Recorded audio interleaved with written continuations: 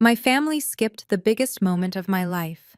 I stood on the balcony of the New York Stock Exchange, the weight of a gavel in my hand and a $102 million valuation on the screen behind me.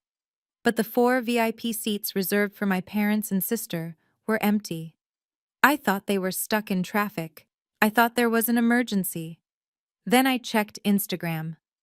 My sister Candace had just posted a photo from a luxury spa in the Hamptons with my parents captioned, "Finally escaping the noise with the people who matter most." I swallowed the lump in my throat and rang the opening bell alone. But when Forbes published my net worth an hour later, my phone lit up. It was a text from my father. "Family dinner at 7. Important discussion." I showed up all right, but I did not bring the checkbook they were hoping for. I brought the deed to their house. My name is Maya, and at 34 years old, I had just become the CEO of one of the fastest-growing AI health tech companies in America. But as I stood there in the heart of Wall Street, surrounded by cheering investors and flashing cameras, I had never felt more like the invisible child.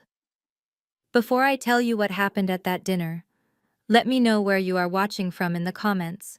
And if you have ever been the black sheep who outgrew the flock, hit like and subscribe. This story is for you. The morning of the IPO was supposed to be the culmination of 5 years of sleepless nights. My company Dermascan had started in a freezing garage where I coded algorithms to detect skin cancer in melanin-rich skin, a demographic the medical industry often overlooked. I had eaten instant noodles for dinner more times than I could count. I had worn the same 3 suits to pitch meetings until the elbows wore thin. Today was the payoff. The ticker symbol DRMA was about to go live. The floor of the exchange was a chaotic sea of traders and media. The energy was electric, a physical hum that vibrated through the soles of my heels. My husband Isaiah stood to my left. He squeezed my hand, his palm warm and steady. He looked handsome in his navy suit, beaming with pride, holding my phone to capture the moment. But my eyes kept drifting to the right, to the small roped-off VIP section I had fought to secure. I had sent the limousine to my parents' house in Chicago at 5 in the morning to get them to the airport. I had bought first-class tickets 3 months ago when I told them the date my father Reginald had puffed out his chest.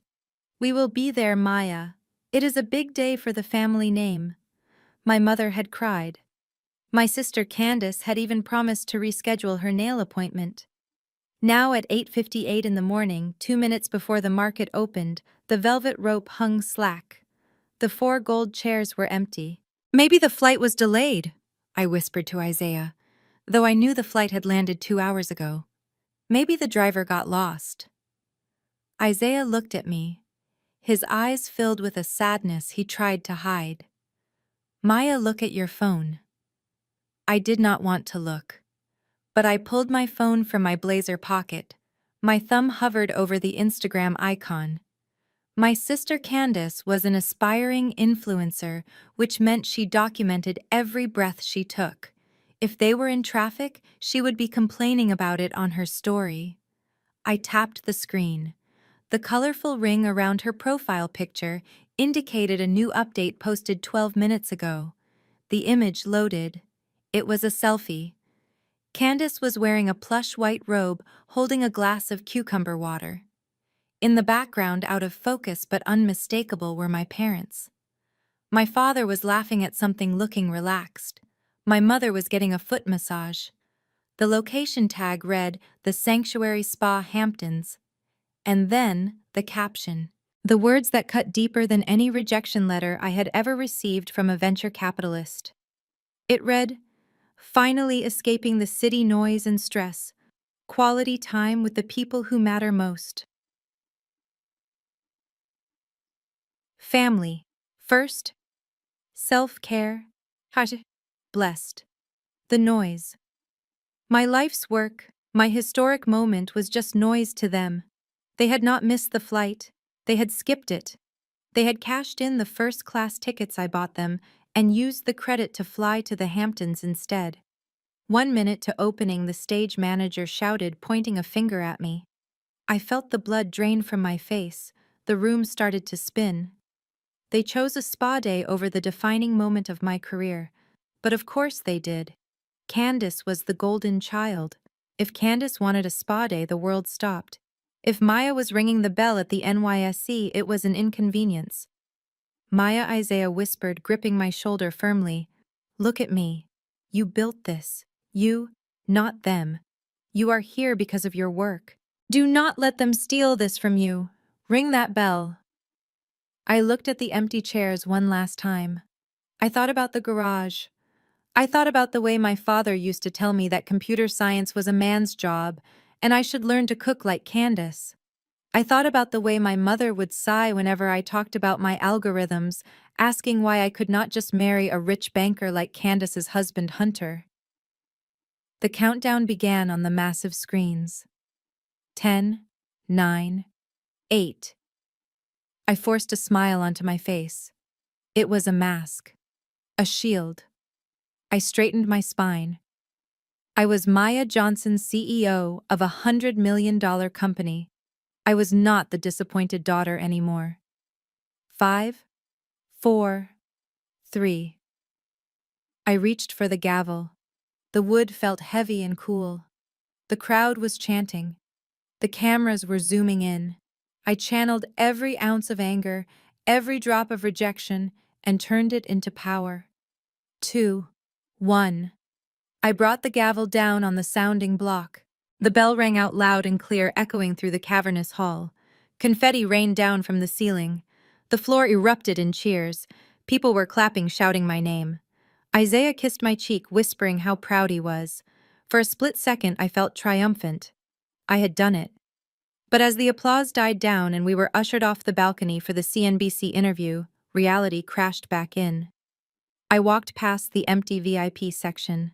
I saw a production assistant removing the reserved for family signs from the chairs. My phone buzzed in my hand. Once, twice, then a continuous stream of vibrations. The news was out. The headline was flashing across every financial news ticker in the country. DermaScan IPO soars. Founder Maya Johnson, net worth estimated at $102 million. I looked down at the screen. A text message from Dad. I expected an apology, maybe a lie about a flat tire, maybe, just maybe, a congratulations. I opened the message. Reginald Johnson. Congrats on the news. We saw the article. Call me back immediately. We need to talk before you do anything with that money. Family dinner at 7 p.m. at our house. Hunter and Candace are coming back early. Do not be late. Important discussion. I stared at the screen until the letters blurred. No. Sorry we missed it. We saw the article. They did not care about the achievement. They cared about the valuation. They saw the number 102 million, and suddenly the spa wasn't important anymore. Suddenly, I was family again. I looked at Isaiah. He had seen the text over my shoulder. His jaw tightened. Do not go, he said quietly. Maya, they are predators. I looked at the picture of Candace in her robe again. I looked at the text from my father demanding my presence. A cold, hard resolve settled in my chest. It replaced the sadness. It replaced the longing for approval. I am going. I told Isaiah, sliding the phone back into my pocket. Why, he asked. Because I said, walking toward the news cameras with a genuine smile this time, a smile that didn't reach my eyes. They think they are inviting their daughter to dinner. They don't realize they just invited the CEO who owns their debt. Get the car ready, Isaiah. I want to see their faces when I serve the main course. The chaos of the trading floor had followed me back to the DermaScan headquarters in Midtown Manhattan. Champagne corks were popping in the open-plan office area, where my team of 40 engineers and data scientists were celebrating the victory they had helped build.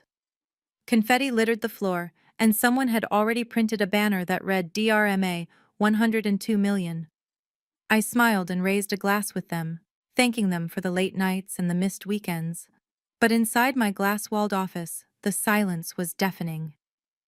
I sat in my ergonomic chair and stared at the tablet on my desk. The Forbes article had gone live 10 minutes ago. The headline was bold and impossible to ignore. It read, "Self-made and soaring. How 34-year-old Maya Johnson revolutionized dermatology with AI and built a 9-figure empire." There was my face looking confident and poised, a stark contrast to the trembling girl who had just been rejected by her own parents hours earlier. The number $102 million was highlighted in green. That number was a blessing, but as I was about to find out, it was also a beacon for every leech in my bloodline. My personal phone, which had been relatively quiet for years, suddenly began to convulse on the mahogany desk. It buzzed and vibrated with a ferocity that made me nauseous. I glanced at the screen. A call from Aunt Sarah. This was the same Aunt Sarah who had told me at a family barbecue 5 years ago that I was wasting my pretty years staring at computer screens and that I should focus on finding a husband before I dried up. She had not called me on my birthday. She had not called when I got engaged. But now she was calling twice in a row. Then came a text from cousin Marcus, who I had not seen since he borrowed $200 from me in college and vanished. The text read, "Hey, cuz, so proud of you. We should grab drinks and catch up. It has been too long." I turned the phone face down. The hypocrisy was suffocating. They did not want to catch up. They wanted to catch a check. The door to my office opened and Isaiah walked in. He had loosened his tie and unbuttoned his collar, looking exhausted but relieved. He closed the door behind him, muffling the sounds of the party outside. He did not look happy. He held his phone out to me. "You need to see this," he said, his voice tight. "Your dad just texted me too. He probably thought you were ignoring him." I took Isaiah's phone. The message from Reginald Johnson was longer than the one he had sent me. It read, "Isaiah, make sure Maya comes home tonight. Tell her it is not just a dinner, it is a family strategy meeting. Hunter and Candace canceled the rest of their spa weekend and are driving back right now. We need to discuss how to protect this new capital. Do not let her make any rash decisions with outsiders. See you at 7. I let out a dry, humorless laugh. Protect the capital. That was rich coming from a man who had drained his own retirement fund to buy a boat he used twice a year. And the phrase outsiders was a clear jab at my team, my lawyers, and probably Isaiah himself. "They canceled the spa," I said, handing the phone back. The moment they saw the Forbes article, the cucumber water and massages suddenly lost their appeal. They realized the real cash cow was not in the Hamptons but right here in Manhattan. Isaiah sat on the edge of my desk, crossing his arms. "You know what this is, Maya. They are going to pitch you something. Or ask for something. Probably both. You do not have to go.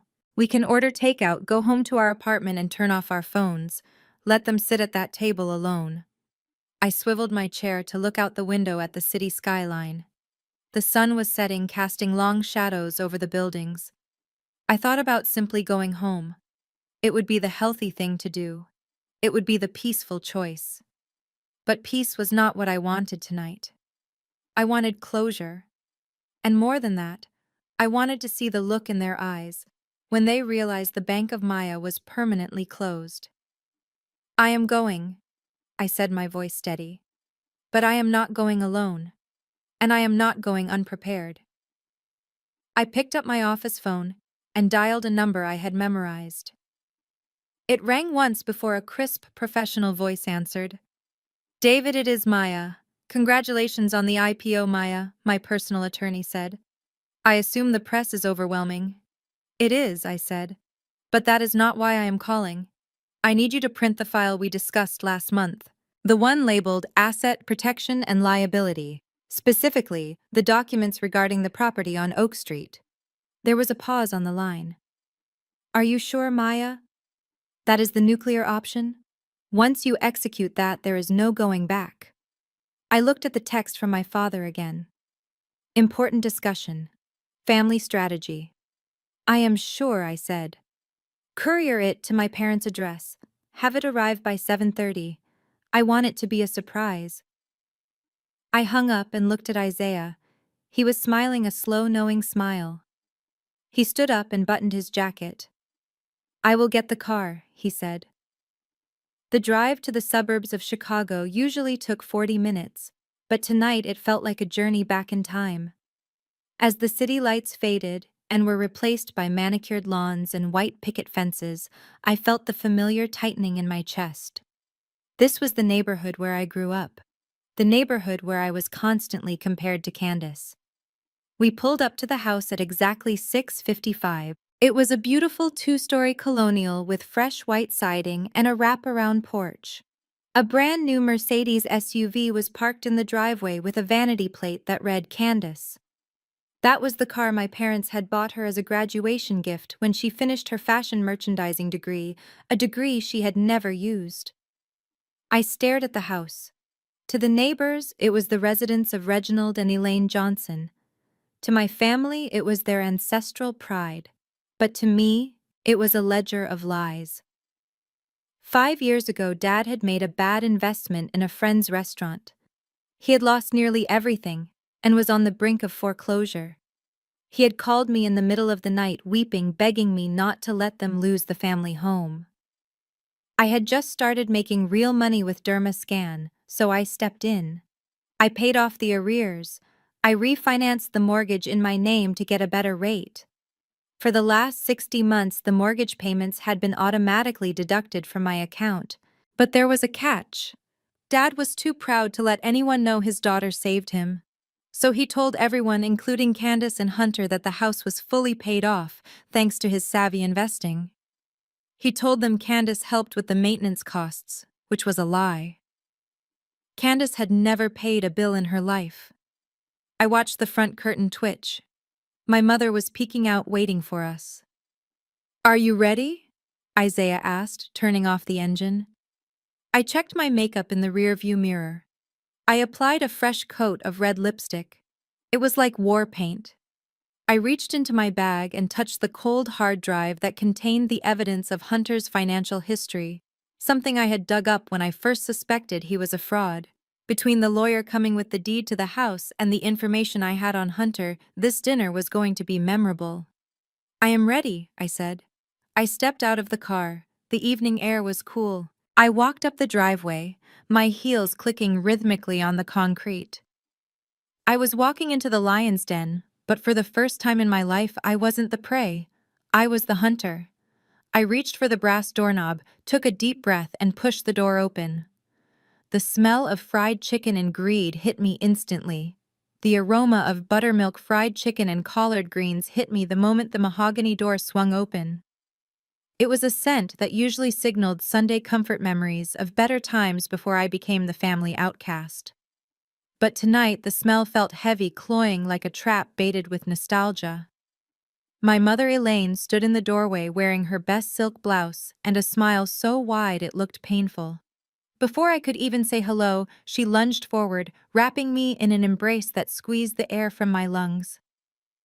"Maya, baby. Look at you, my superstar," she shrieked, her voice pitching up an octave higher than normal. She smelled of expensive lavender perfume, a scent I knew she only wore for church and bank loan interviews.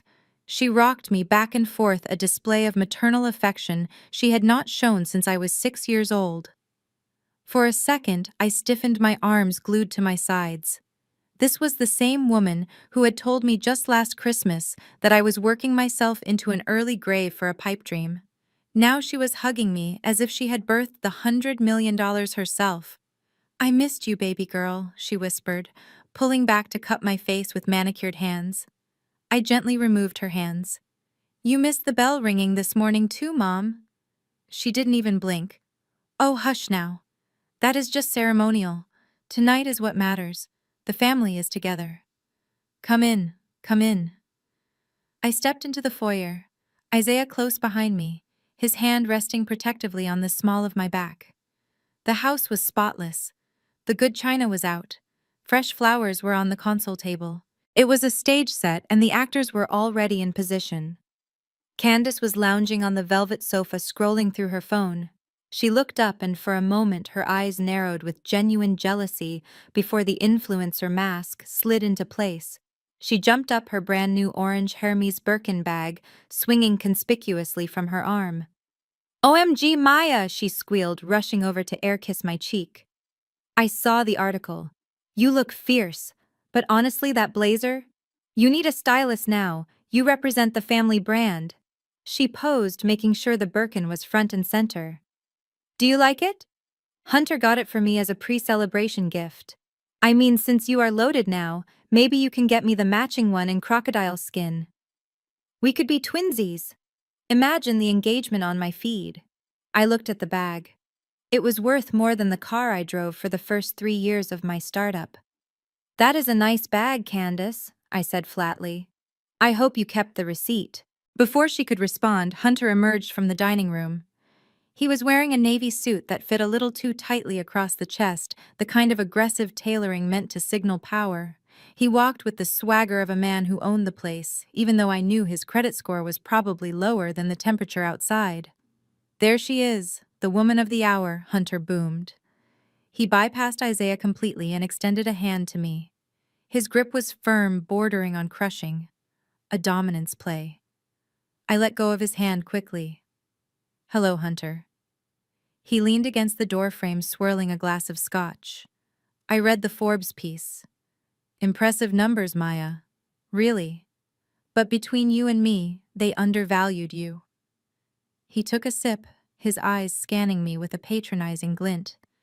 These analysts, they don't understand the scalability of AI in niche markets. If I had been advising you during the roadshow, we could have opened at 150. Easily. You left money on the table, sweetheart. My jaw tightened. Hunter, whose last job was managing a crypto portfolio that went to zero, was explaining my valuation to me. I think the market spoke quite clearly, Hunter, I replied, keeping my voice cool. He chuckled, a dismissive sound. The market is emotional, Maya. You need a steady hand at the wheel now. But we will get to that. Let's eat. I am starving. We moved into the dining room. The table was groaning under the weight of the food. Macaroni and cheese with the burnt edges, just how I liked it. Candied yams. Cornbread. It was a feast fit for royalty or a condemned prisoner. My father Reginald sat at the head of the table. He stood up as I entered, buttoning his jacket. He looked older than I remembered, his hair grayer, but his posture was still rigid with that old-school patriarchal pride. He did not hug me. He simply nodded, gesturing to the seat to his right. Sit, Maya. Isaiah, you can sit there next to Hunter. We sat. The tension in the room was thicker than the gravy. Mom bustled around serving plates, piling high mounds of food onto my porcelain dish. Eat, eat, she urged. You look thin. They don't feed you right in that city. I took a bite of the mac and cheese. It was delicious, which made me angry. It tasted like home, and I hated that they could still reach me through these simple sensory triggers. So Dad began wiping his mouth with a linen napkin. He didn't ask how I was. He didn't ask about the technology I had built. He looked around the table, expanding his chest. I have been thinking all day about this success, and I realized this is the result of the Johnson work ethic. I nearly choked on my cornbread. Isaiah reached for his water glass, hiding a smirk. Dad continued, his voice taking on a sermon-like quality. I know I was hard on you growing up, Maya. I pushed you. I was strict. I didn't let you run wild. I told you that the world would not hand you anything because of the color of your skin. And today proves I was right. My discipline made you strong. I put my fork down. The metal clinked loudly against the china. You told me coding was for boys, Dad. You told me to go to nursing school because it was safe. You refused to co-sign my first business loan. Dad waved his hand dismissively, as if swatting away a fly. That was reverse psychology. I needed you to have grit. If I had made it easy, you would have ended up soft. Look at you now. A CEO. That didn't happen by accident. That is my legacy flowing through your veins. Candace chimed in, her mouth full of yams. Totally. We all sacrificed for this. I mean, I stayed out of your way so you could study. I was the social one so you could be the nerd. We are like a team. Hunter nodded solemnly. Exactly. A team. And now that you have reached the summit, Maya, the game changes. Wealth creation is one thing. Wealth preservation. That is a man's game.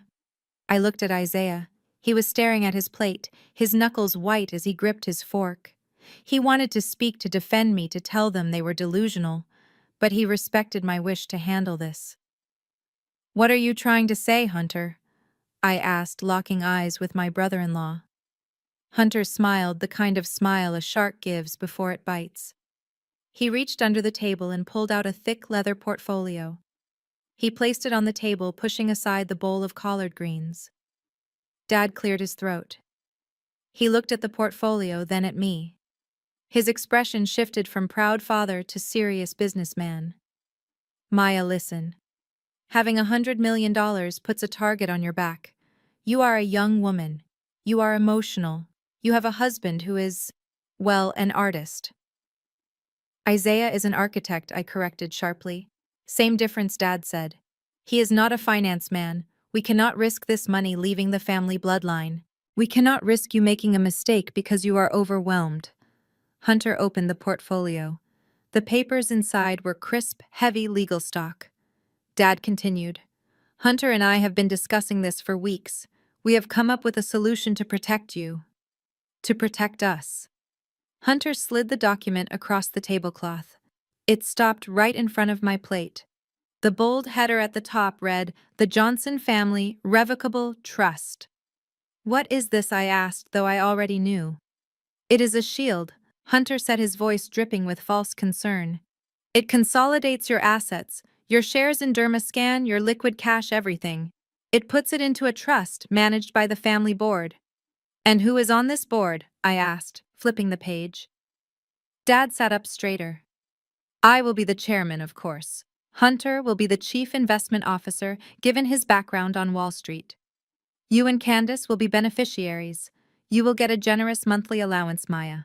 Enough to live like a queen without the headache of managing the capital." I looked up. They were serious. They actually believed that after I spent 5 years building a company from scratch, I would hand over the keys to a failed restaurant owner and a disgraced hedge fund manager. Dad pointed a calloused finger at the signature line. "We are doing this because we love you, Maya.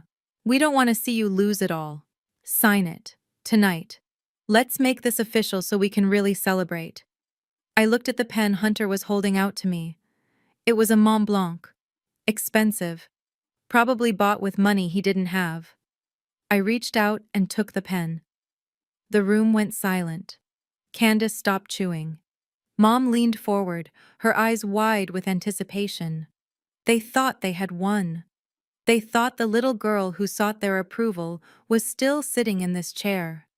But she wasn't. I held the pen, feeling its weight. Then I looked at my father and smiled. A cold, dangerous smile. "You want to protect the family assets?" I asked softly. "Yes," Dad breathed out. "I am glad you said that," I replied, "because I have some documents of my own." I dropped the pen. It rolled across the table and fell onto the floor with a soft clatter. Then I reached into my purse. The leather portfolio hit the table with a heavy thud that rattled the silverware. It was a calculated move designed to assert dominance and signal that playtime was over. Hunter did not just place the documents down. He presented them like the 10 Commandments. He unbuttoned his suit jacket, allowing his stomach to press against the white linen tablecloth, and clasped his hands together on top of the leather binder. He looked at me with the pitying expression a teacher might give a slow student. "Maya, let us be real for a moment," Hunter began, his voice dropping to a confidential baritone. "I have seen the S1 filing. I have looked at your cap table. You have built a nice little app here. Really kudos. But running a tech startup and managing generational wealth are two very different beasts. You are in the Shark Tank now, and frankly, you are bleeding into the water." He opened the binder. Inside were pages and pages of dense legal text, flagged with yellow sticky notes where I was supposed to sign. "I have been running some simulations." Hunter continued, pointing a manicured finger at a chart that looked like it had been made in Excel 95. "You are facing significant tax exposure, capital gains, estate taxes, potential litigation risks. If you keep these assets in your personal name, the IRS will eat you alive. You could lose 40% overnight just to Uncle Sam. He paused for dramatic effect, looking at my father to make sure his audience was captivated. Dad nodded gravely, his brow furrowed. He did not understand a word Hunter was saying, but he understood the fear of losing money. My proposal is simple, Hunter said, sliding the first page toward me. We create the Johnson Family Revocable Trust. We transfer 40% of your founder shares into this vehicle immediately. It shields the assets. It creates a firewall between you and the inevitable lawsuits that target public CEOs. I looked at the document. It was not a standard asset protection trust. It was a power grab. And the governance structure? I asked, my voice deceptively calm. Hunter smiled, revealing teeth that had been whitened a few shades too bright. That is the beauty of it. To make it legally bulletproof, it needs independent oversight. Reginald here will serve as the chairman of the board, ensuring the family values are upheld. I will step in as the chief investment officer to handle the daily allocation and strategy. You and Candace will be the primary beneficiaries. I see, I said. So I generate the wealth, Dad controls it, and you play with it. It is not playing. Maya Hunter snapped his mask, slipping for a fraction of a second. It is high-level asset management. Look, let's be honest. You are a coder, you are an engineer, you are brilliant at algorithms, I am sure. But finance. The markets. That is a man's game. It requires a certain temperament. Women in tech, well, the statistics show they burn out. They get emotional. They make bad calls when the pressure hits. We are trying to take that burden off your shoulders so you can focus on your little dermatology project. My little dermatology project was worth more than his entire bloodline, but I stayed silent. I wanted them to dig the hole deeper. Candace, sensing an opening to attack, leaned forward. She swirled her wine glass, looking from me to Isaiah. Hunter is right, Maya, she said, her voice dripping with poison. I mean, look who you are taking advice from. She pointed a long acrylic fingernail at Isaiah. No offense, Isaiah, but you draw houses for a living. You are an architect. Hunter worked on Wall Street. He managed millions while you were picking out tile samples. If I were you, Maya, I would trust the expert in the family, not the guy who thinks a hammer is a financial tool. Isaiah started to rise from his chair. The veins in his neck were bulging. He had tolerated the snide remarks about his career for years, but being told he was less of a man because he didn't work in finance was the breaking point. Sit down, Isaiah, I said softly, placing my hand on his forearm. He looked at me, his eyes blazing. Maya, you cannot let them talk to us like this. I squeezed his arm hard. I said, sit down. I have this.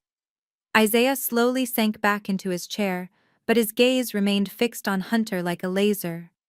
I turned my full attention to Hunter. I picked up the document and flipped to the fee structure page. I scanned it quickly, my eyes widened. Hunter, I said, keeping my tone conversational. You mentioned you want to shield me from tax exposure.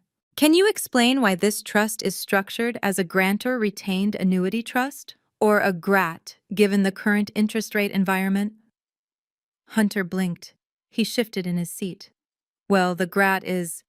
It is a standard vehicle for minimizing the estate tax impact. Actually, I interrupted, with interest rates this high, a GRAT is incredibly inefficient.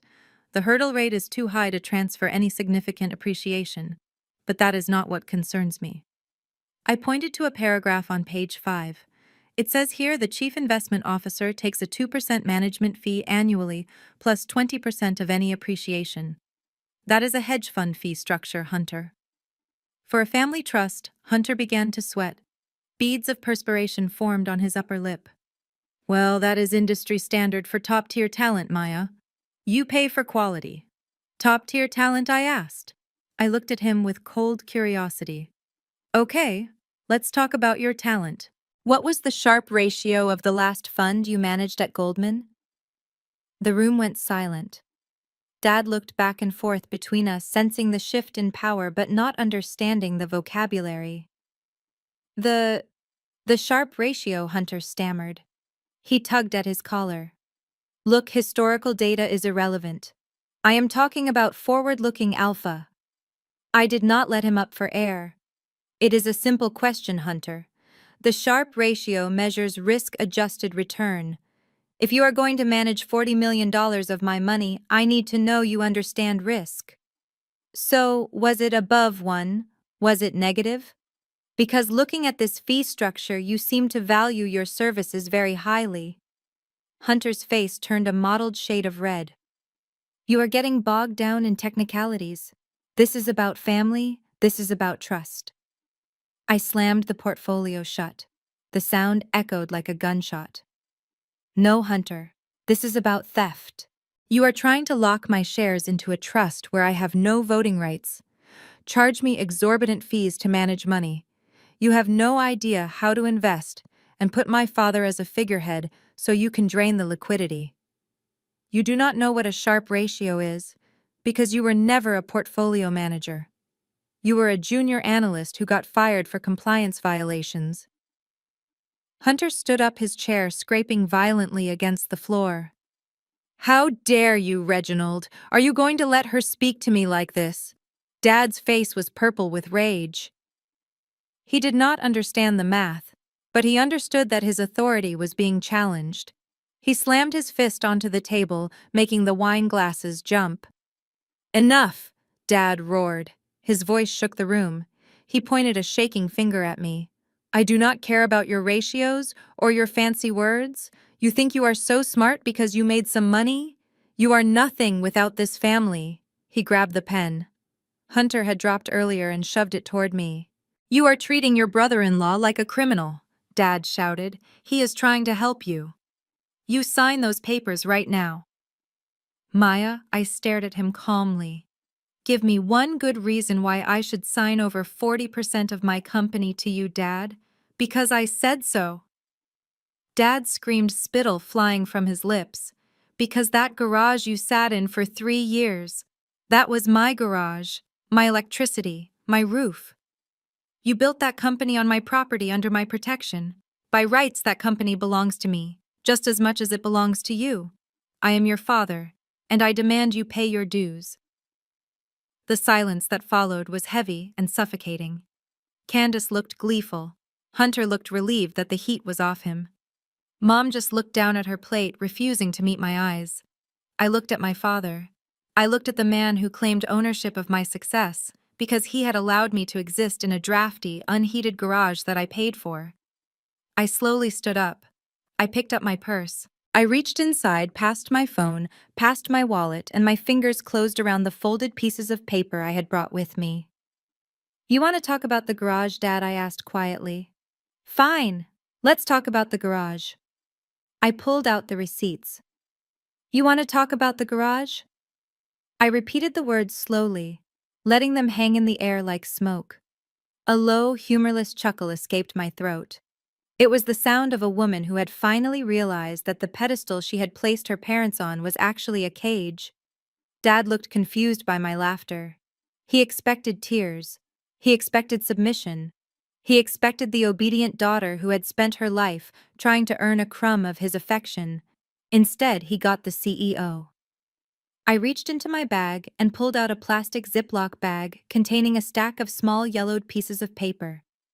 They were old, crinkled, and smelled faintly of motor oil and damp cardboard. I tossed the bag onto the center of the table. It landed on top of Hunter's leather portfolio with a defiant slap. Open it, I said, my voice razor sharp. Dad stared at the bag. What is this? It is the ledger of your so-called support, I replied. Go ahead. Read the top one. Dad hesitated, his hand trembling slightly as he picked up the first slip of paper. He squinted at his own handwriting. August 1st, 2018. I recited from memory. Rent for garage space, $1,000, plus $200 for electricity surcharge, paid in cash. I leaned forward, locking eyes with him. You charged me $1,200 a month to work in a concrete box with no insulation. When the pipes froze that first winter and I had to code in a parka and fingerless gloves. Did you offer me a space heater? No.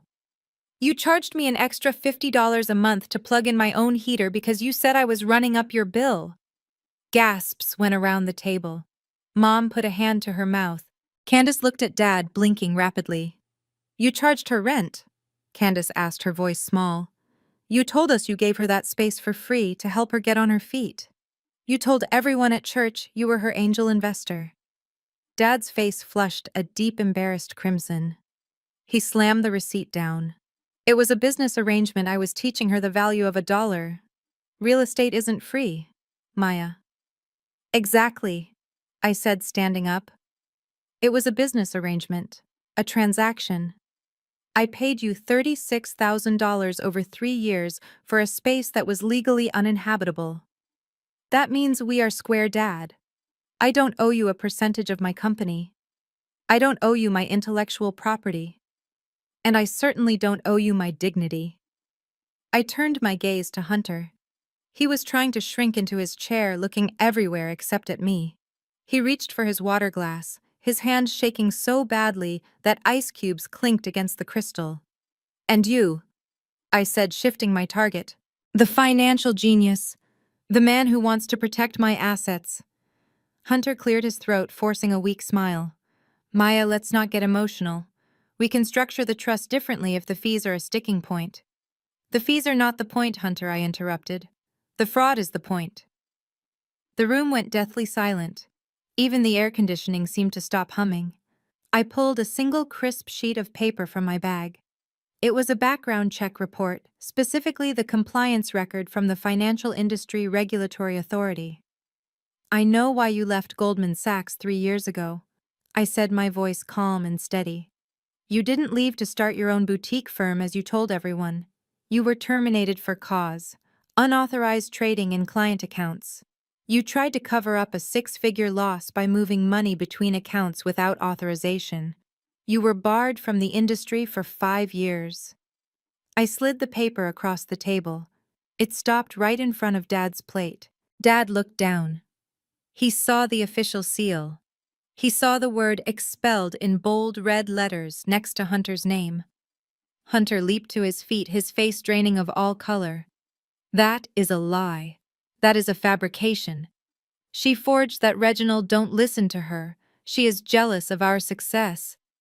Dad looked at Hunter, then at the paper, then at me. His brain was trying to process the collapse of his narrative. His golden son-in-law was a fraud. His scapegoat daughter was the only one telling the truth. But instead of thanking me, instead of apologizing, Dad did what narcissists always do when cornered. He attacked the person holding the mirror. He stood up, knocking his chair backward. It crashed onto the floor. His face twisted into a mask of pure, unadulterated rage. "Get out!" he screamed, his voice cracking. I stood my ground. "You want me to leave because I exposed him? I want you out of my house!" Dad roared, pointing a shaking finger at the door. "You come in here flashing your money, disrespecting your mother, attacking your sister's husband. You are poison, Maya. You are an ungrateful, arrogant little brat." He grabbed the trust document and ripped it in half, throwing the pieces at me. "I don't want your money. I don't want your shares. You are dead to me, do you hear? Dead. Let's see how long your precious stock price lasts when the world finds out you abandoned your family. Get out!" Isaiah stepped forward, placing himself between me and my father. "We are leaving, Reginald, and do not ever speak to my wife like that again." Dad laughed, a manic, desperate sound. Take her and get out. She is a curse." I looked at my mother. She was weeping silently into her napkin, but she didn't say a word. She didn't look up. She chose her side. She chose the lie because the truth was too painful to bear. I grabbed my purse. "Goodbye, Dad," I said softly. "Keep the receipts. You might need them for the IRS audit.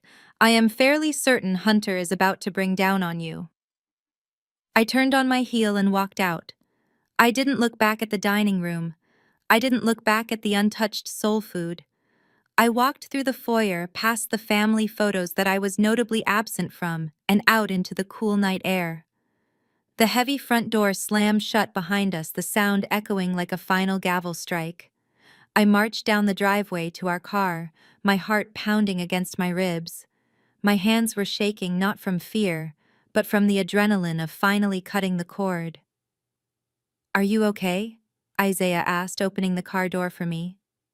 I took a deep breath, inhaling the scent of pine and exhaust. "I am better than okay, Isaiah. I am free." I slid into the passenger seat and buckled my seatbelt. I felt lighter. The burden of their expectations, the weight of their judgment, it was gone. I had paid my dues. I had the receipts. Isaiah started the car and we began to back out of the driveway. I pulled out my phone to check my email, planning to message my lawyer to finalize the purchase of their mortgage debt. But as the screen lit up, a notification banner dropped down from the top. It was from Instagram. "Candace is live. My heart is broken. Please pray for my family." My stomach dropped. I tapped the notification. The video loaded instantly. Candace was sitting in her old bedroom, tears streaming down her perfectly made-up face. The lighting was dim, designed to elicit sympathy. "Hey guys," she sobbed into the camera, wiping her eyes with a tissue. "I didn't want to do this. I really didn't. But I am just so scared. My sister, Maya, the one who just got famous. She just came to our house and attacked my dad." I watched in horror as the viewer count ticked up. 5,000. 10,000. She screamed at him. Candace continued, her voice trembling. "She threw things. She made fun of us for being poor. She said she was going to ruin us because we aren't rich like her. My dad is having chest pains right now. We are waiting for the ambulance. I just don't understand how money can change people like this." The comments were flying by faster than I could read them. "Cancel Maya Johnson. Boycott Derma Scan. What a monster. Rich people are evil." I stared at the screen, the blue light illuminating the car. They were not just disowning me, they were destroying me. "Isaiah," I said, my voice barely a whisper. Drive. Drive fast." The war hadn't ended at the dinner table. It had just moved to a battlefield where the truth didn't matter, only the performance did. And Candace was winning an Oscar. The morning sun that filtered into my penthouse apartment felt more like an interrogation light than a new beginning. I had barely slept, the adrenaline from the night before curdling into a knot of anxiety in my stomach. I reached for my phone on the nightstand, hoping that perhaps the silence from my family meant they were retreating, licking their wounds in shame. I could not have been more wrong. The first notification was from my PR crisis manager, Sarah. It was a single word: disaster. Below it was a link to a video that was already trending #1 on Twitter and YouTube. The title made my blood run cold. "The truth about Maya Johnson: how America's newest tech darling abuses her elderly parents." I clicked the link. The video opened with a somber piano track. Candace appeared on screen, her eyes red and puffy, clutching a tissue. She was not wearing her usual designer clothes. Instead, she wore a simple, oversized gray sweatshirt, looking small and vulnerable. It was a performance worthy of an Academy Award. "Hi, everyone," she whispered, her voice cracking perfectly. "I have debated posting this all night. I am shaking as I record this. But I cannot stay silent anymore. You all see the headlines about my sister Maya. You see the millions. You see the success. But you do not see what happens behind closed doors." The video cut to a grainy, shaky clip. It was from last night, but it had been heavily edited. It showed me standing up at the dinner table, my face contorted in anger as I shouted, "I don't owe you anything." Then it cut to my father, looking frail and confused, asking, "Why are you doing this to us?" It cut out the part where they demanded 40% of my company. It cut out the part where they admitted to charging me rent for a garage. It cut out the part where Hunter insulted my husband.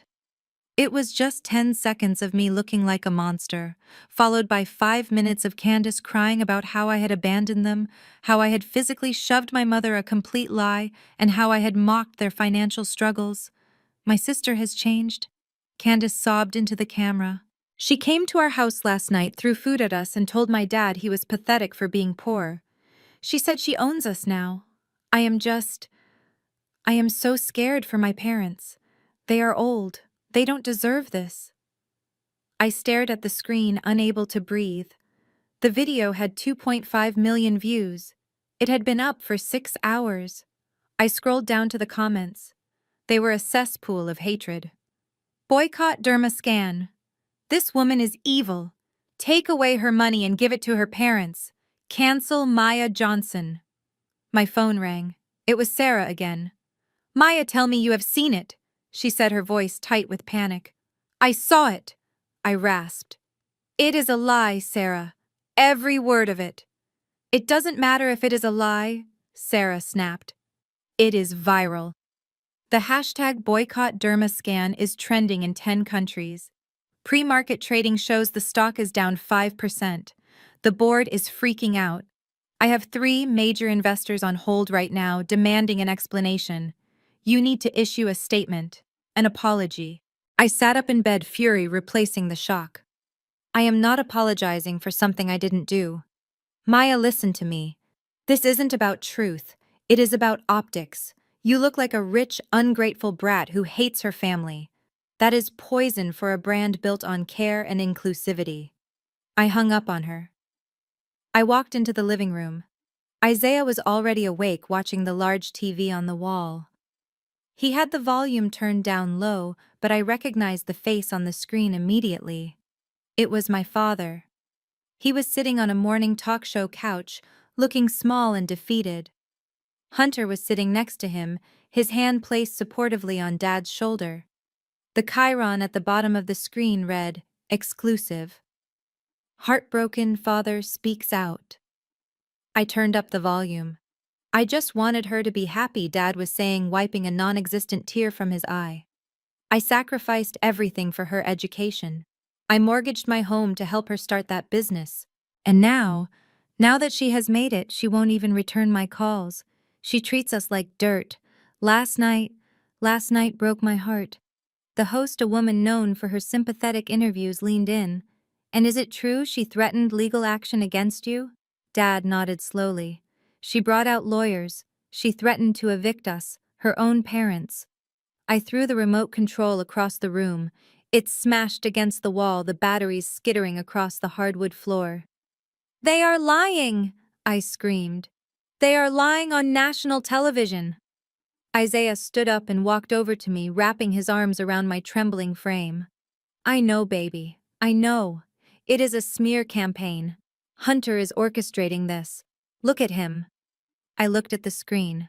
Hunter was nodding solemnly, looking the picture of a concerned son-in-law. We are just worried about her mental state, Hunter said smoothly. The money has changed her. We are exploring legal options, not for the money but to get her the help she needs. We believe she is not fit to run that company right now. That was the kill shot. They weren't just trying to ruin my reputation. They were trying to declare me incompetent. They were trying to stage a coup. My phone buzzed again. An email notification popped up on my watch. The sender was a law firm I didn't recognize. The subject line was purely formal. Service of process. Johnson versus Johnson. I opened the email on my phone. It was a lawsuit. Plaintiff, Reginald Johnson. Defendant, Maya Johnson. Cause of action, breach of verbal contract.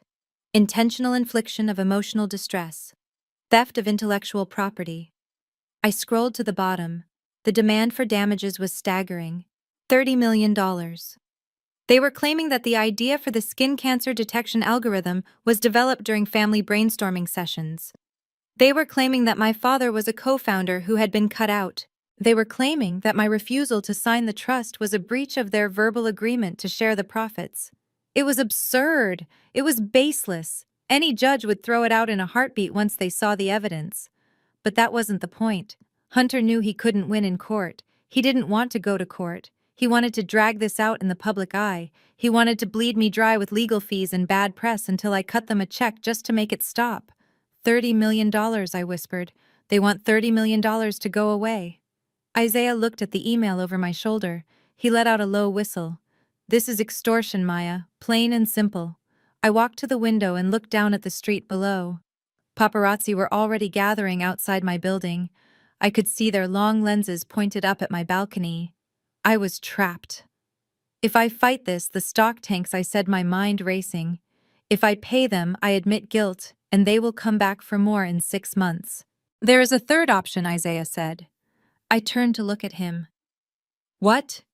Burn it down, he said, his voice hard. You have the files on Hunter. You have the evidence of his fraud. You have the receipts from the garage. Release them. All of them. I shook my head. If I release the Hunter files, the SEC gets involved. My parents lose their house immediately because it was bought with dirty money. They go to jail as accomplices or end up on the street. Isaiah walked over to me and held my face in his hands. Maya, look at the TV. Look at what they are doing to you. They are already on the street. They just don't know it yet because they are living in Hunter's house of cards. You cannot save people who are actively trying to destroy you. I looked back at the screen. Dad was now sobbing into his hands while the host patted his back. It was a performance. A cruel, calculated performance designed to steal the one thing I had built for myself. My dignity. I took a deep breath. The fear was gone, replaced by a cold, surgical precision. Get the car, Isaiah, I said. We aren't going to the office. Where are we going? He asked. I picked up my phone and dialed my private investigator. We are going to find the one person Hunter forgot to silence, I said. We are going to find his ex-wife. The polished oak conference table in my attorney's office felt miles long, distancing me from the absurd document sitting in the center. David, my lead counsel, adjusted his glasses and looked at me with a mixture of professional fatigue and personal sympathy. He tapped the paper with his pen. You have to hear the specific language, Maya, he said. It claims that during a Thanksgiving dinner in 2019, Reginald Johnson provided the foundational concept for the algorithmic neural network used in DermaScan. It alleges that you, as his daughter, acted merely as the technician executing his visionary directive. Therefore, he is claiming 50% co-founder status and seeking $30 million in backdated royalties and punitive damages. I stared at David, waiting for the punchline. My father thought the cloud was literal water vapor in the sky. He still typed with one finger. He called every video game Nintendo. The idea that he had conceptualized a machine learning model for dermatological diagnosis was not just a lie, it was science fiction. He cannot be serious, I said, my voice flat. Dad thinks Python is a snake at the zoo. If we put him on the stand and ask him to define an algorithm, he would perjure himself in 10 seconds. David nodded. We know that. And more importantly, Hunter knows that. This lawsuit is not designed to win in a courtroom, Maya. It is designed to bleed you in the boardroom. He stood up and walked to the whiteboard. Look at the timing. Your stock is already wobbly from the smear campaign. Now they file a lawsuit challenging the ownership of the core intellectual property. That scares institutional investors. They do not like uncertainty. Hunter is betting that the board will panic and force you to settle. He wants you to write a check for $5 or $10 million just to make the headache go away, so the stock price stabilizes. It is a shakedown, a legal mugging. I looked out the window at the gray Manhattan skyline. It was brilliant in a sick, twisted way. Hunter knew he was a fraud. He knew my father was delusional. But he also knew that Wall Street hated drama more than it hated lies. He was weaponizing the market against me. So if I fight it, I lose value, I said. And if I pay them, I admit that their lies have merit. David sat back down. Precisely. It is a game of chicken. The question is, who blinks first? While I was sitting in a high-rise debating legal strategy, a very different conversation was happening 30 miles away in the kitchen where I grew up. My private investigator had planted a listening device in the flower pot on the porch days ago, and I listened to the recording later that evening. It was a masterclass in manipulation. The audio was crisp. I could hear the hum of the refrigerator and the scratching of a pen on paper. Reginald. This is the only way. Hunter's voice was smooth, urgent.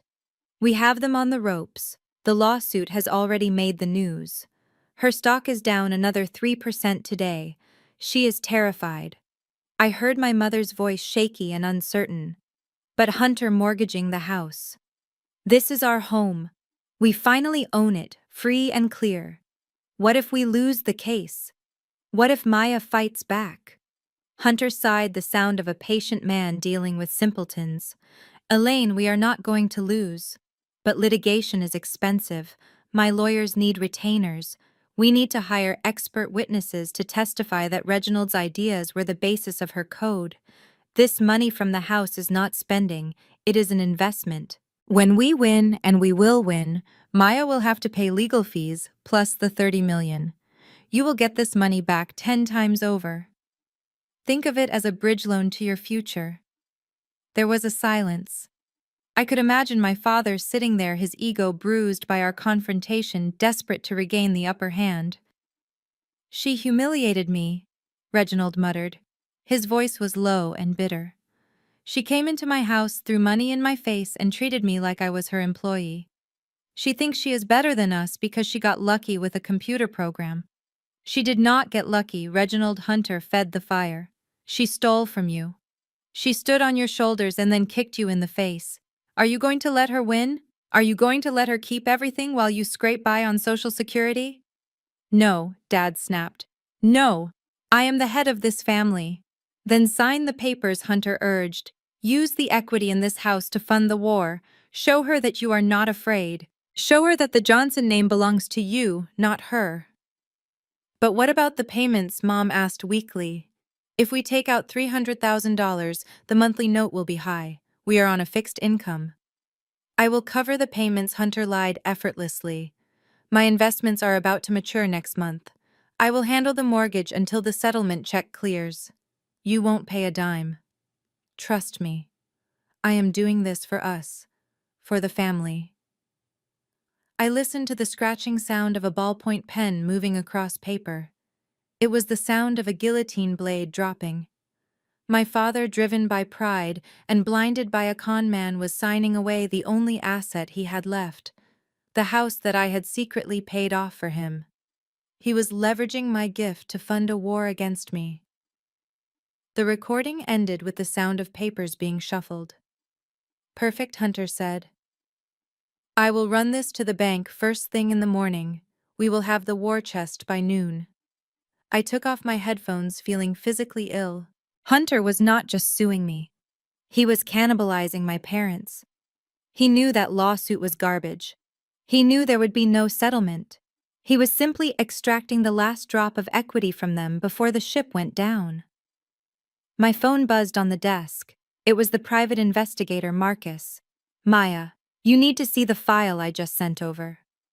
Marcus said, his voice grim. I opened my secure email client. A PDF titled Project Ponzi popped up. I knew Hunter was bad, Marcus said, but I didn't know he was this active. I dug into the shell companies he is using to pay for that lifestyle. The cars, the clothes, the gala he is planning.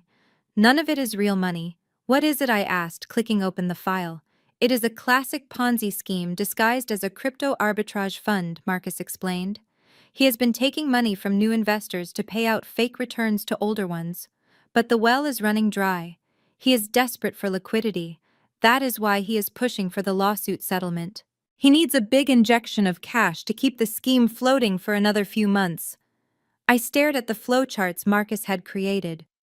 The money from my parents' mortgage was not going to lawyers. He is not going to use the house money for the lawsuit, is he? I asked, feeling a cold pit in my stomach. No, Marcus replied. He is going to dump that $300,000 straight into the Ponzi to pay off a couple of angry investors who are threatening to go to the FBI. Your parents are not investors, Maya. They are the exit liquidity. Once he gets that check from the bank, that money is gone. And when the scheme collapses, the bank will foreclose on the house. I leaned back in my chair. My parents had just signed their death warrant. They had handed their home to a wolf who promised to guard the sheep. I looked at the time. It was late. The bank would open in 9 hours. I could call them. I could try to warn them. But after the smear campaign, after the lawsuit, after my father called me a thief on national television, would they even listen? Or would they think I was trying to sabotage their victory? I realized then that Isaiah was right. You cannot save people who are holding the match to their own gasoline. But you can make sure that when the explosion happens, the right person gets burned.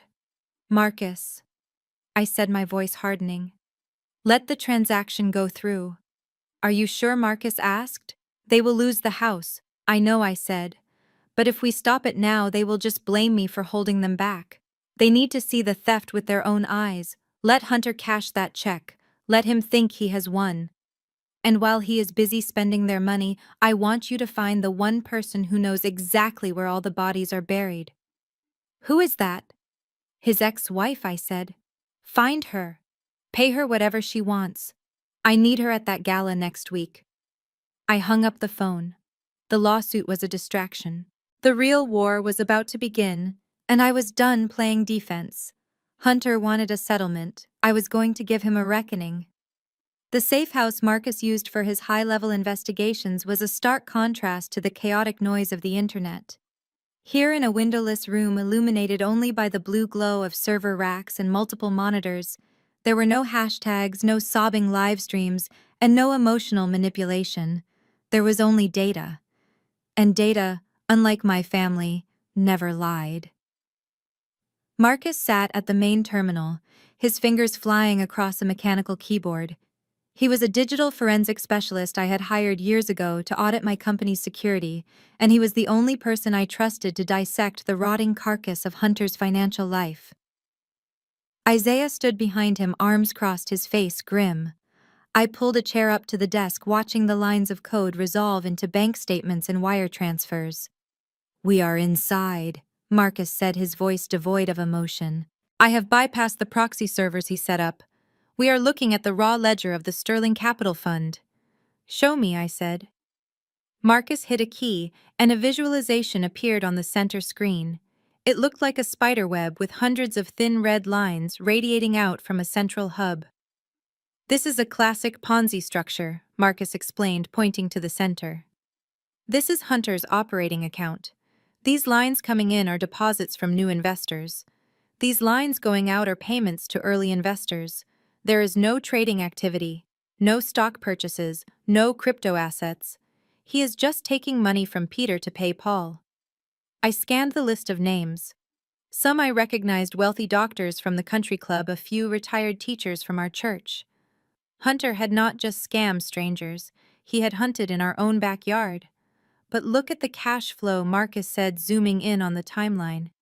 The inflow stopped 3 months ago. The well is dry. He has been defaulting on payments. That is why he is desperate. He needs fresh blood to keep the illusion alive.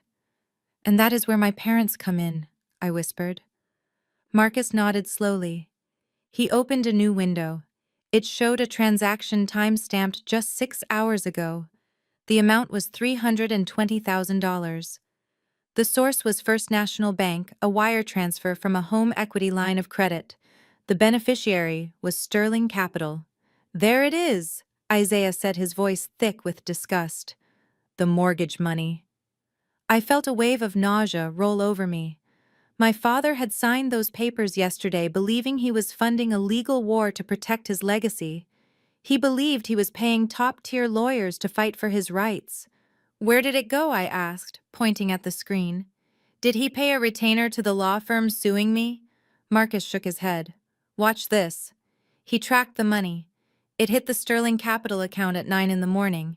At 9:15 it was split into 3 chunks. One chunk went to pay the lease on Hunter's Porsche. Another chunk went to a luxury event planner for the upcoming gala.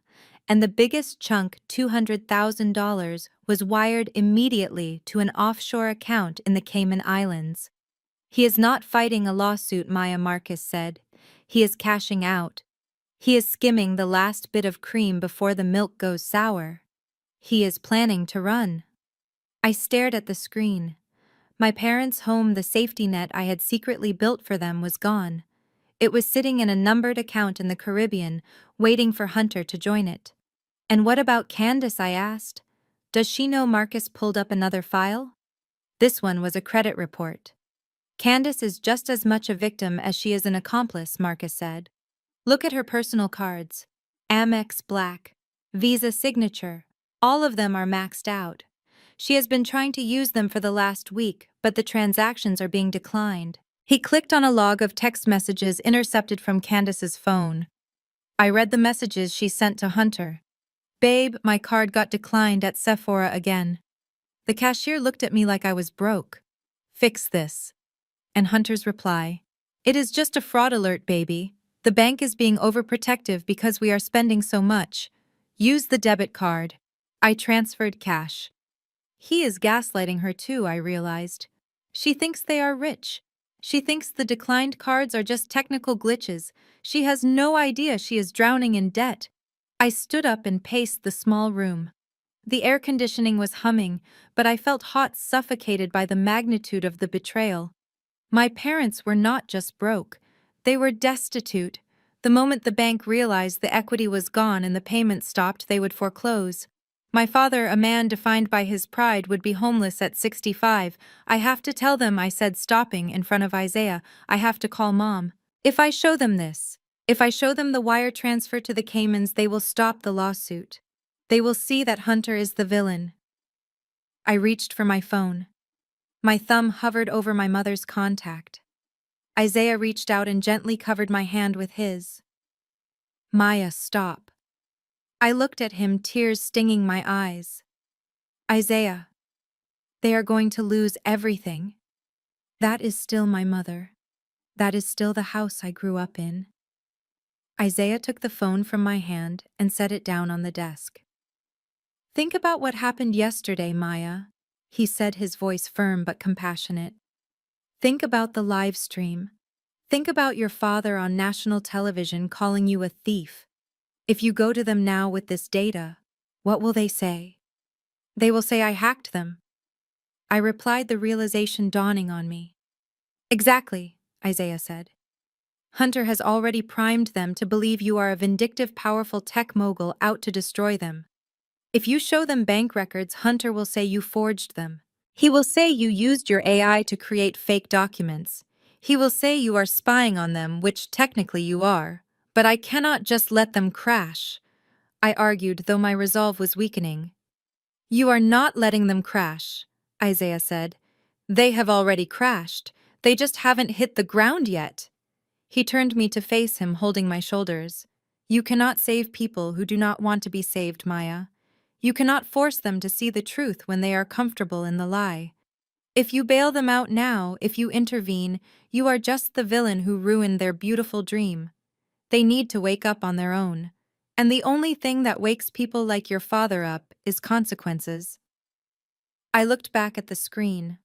The red lines of the Ponzi scheme pulsed like infected veins. So we wait, I asked. We wait, Marcus chimed in from the desk. But we don't wait long. I found the invitation list for the gala Hunter is hosting next week. The gala, I repeated. The one he is using my parents' mortgage money to pay for. Yes, Marcus said. He is billing it as the launch of the Johnson Family Foundation. He invited every high net worth individual in Atlanta. He is going to try to raise one last round of capital before he disappears. That is the stage, Isaiah said. That is where he feels safe. That is where he will be arrogant. I looked at the invitation Marcus pulled up on the screen. It was gold and black, elegant and expensive. It promised a night of luxury and legacy. If I expose him now in private, he runs, I said, thinking aloud. He takes the Cayman money and vanishes. My parents are left with the debt and no answers. Correct, Marcus said. But if I expose him there, I continued, my mind sharpening into a weapon. If I expose him in front of the very people he is trying to impress, in front of the investors he is trying to swindle, he panics. He freezes.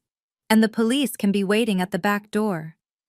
It is risky, Isaiah warned. It will be a scene. Your parents will be humiliated publicly. They humiliated me publicly yesterday, I said, my voice turning cold. They wanted a spectacle. I will give them a spectacle. I turned to Marcus. Do not touch the accounts I ordered. Let the wire transfer clear. Let Hunter feel rich. Let him buy the champagne and the caviar. Let him think he has gotten away with it. I walked over to the printer where the gala invitation was displayed. Can you get us in? I asked. Marcus smirked. I can get you a front row seat. I can also get you control of the audio-visual system. I nodded. Good. Because I am not just coming to dinner. I am coming to give a keynote speech. I looked at Isaiah. He nodded, understanding the shift. The grieving daughter was gone. The CEO was back in charge. My parents had made their choice. They had bet their home, their reputation, and their daughter on a lie. Now they were going to have to watch that lie unravel in high definition. I picked up my phone, but I didn't call my mother. Instead, I sent a text to my lawyer. Draft the purchase agreement for the distressed mortgage on the Oak Street property, and prepare a non-disclosure agreement. I have a feeling the current owners are going to need a landlord very soon. We walked out of the safe house and into the night. The city lights blurred as we drove, but my vision had never been clearer. The moral dilemma was over. It wasn't about vengeance anymore. It was about surgery. And sometimes to cut out the cancer, you have to cut deep. The gala was in 5 days. I had 5 days to prepare the perfect funeral for Hunter's career, and I intended to wear red. The house on Oak Street was silent. Not the peaceful silence of a library, but the heavy, suffocating silence of a tomb. It had been 5 days since my father signed away the equity in the home to fund Hunter's non-existent legal defense. For 5 days, my parents had waited for the wire transfer that Hunter promised would cover the bills. They waited for the reassurance that they were winning the war against their ungrateful daughter. Instead, they got a foreclosure notice taped to the front door and a house full of dead appliances. At 2 in the afternoon on a Tuesday, the electricity cut out. The hum of the refrigerator died. The air conditioning unit outside sputtered and ground to a halt. In the sweltering Atlanta heat, the house began to bake. My mother Elaine, panic rising in her chest, did what she always did when reality became too difficult to handle. She called the golden child. I know this because I had access to the call logs, but I didn't need a spy to imagine the conversation. Mom called Candace 3 times before my sister finally picked up. Mom! I am literally in a fitting right now. Candace hissed into the phone, the background noise of a busy boutique audible behind her. What is it, Candace? The lights are out? Mom cried, her voice trembling. The water is off too. The man from the utility company just left. He said the bill has not been paid in 4 months. Hunter said he was handling the utilities. He said he put everything on autopay through his company account. There was a pause on the line. Candace did not gasp. She did not offer to drive over. She sighed, the sound of someone inconvenienced by a gnat. Mom, Hunter is moving millions of dollars around right now for the lawsuit, Candace said, her tone dismissive. Sometimes when you move large assets, the small accounts get flagged or frozen temporarily. It is just a banking glitch. Do not be dramatic. It is 90 degrees in here, Candace. Mom shouted, desperation cracking her voice. All the food in the freezer is going to spoil. I need you to come pick us up. Or send us some money to go to a hotel. I cannot, Candace snapped. I am prepping for the gala. I have to get my hair done at 4. Look, just light some candles. Open a window. Hunter will fix it when he gets out of his meetings. I have to go. The line went dead. Candace, with her maxed-out credit cards and her rented luxury life, had abandoned them to the heat.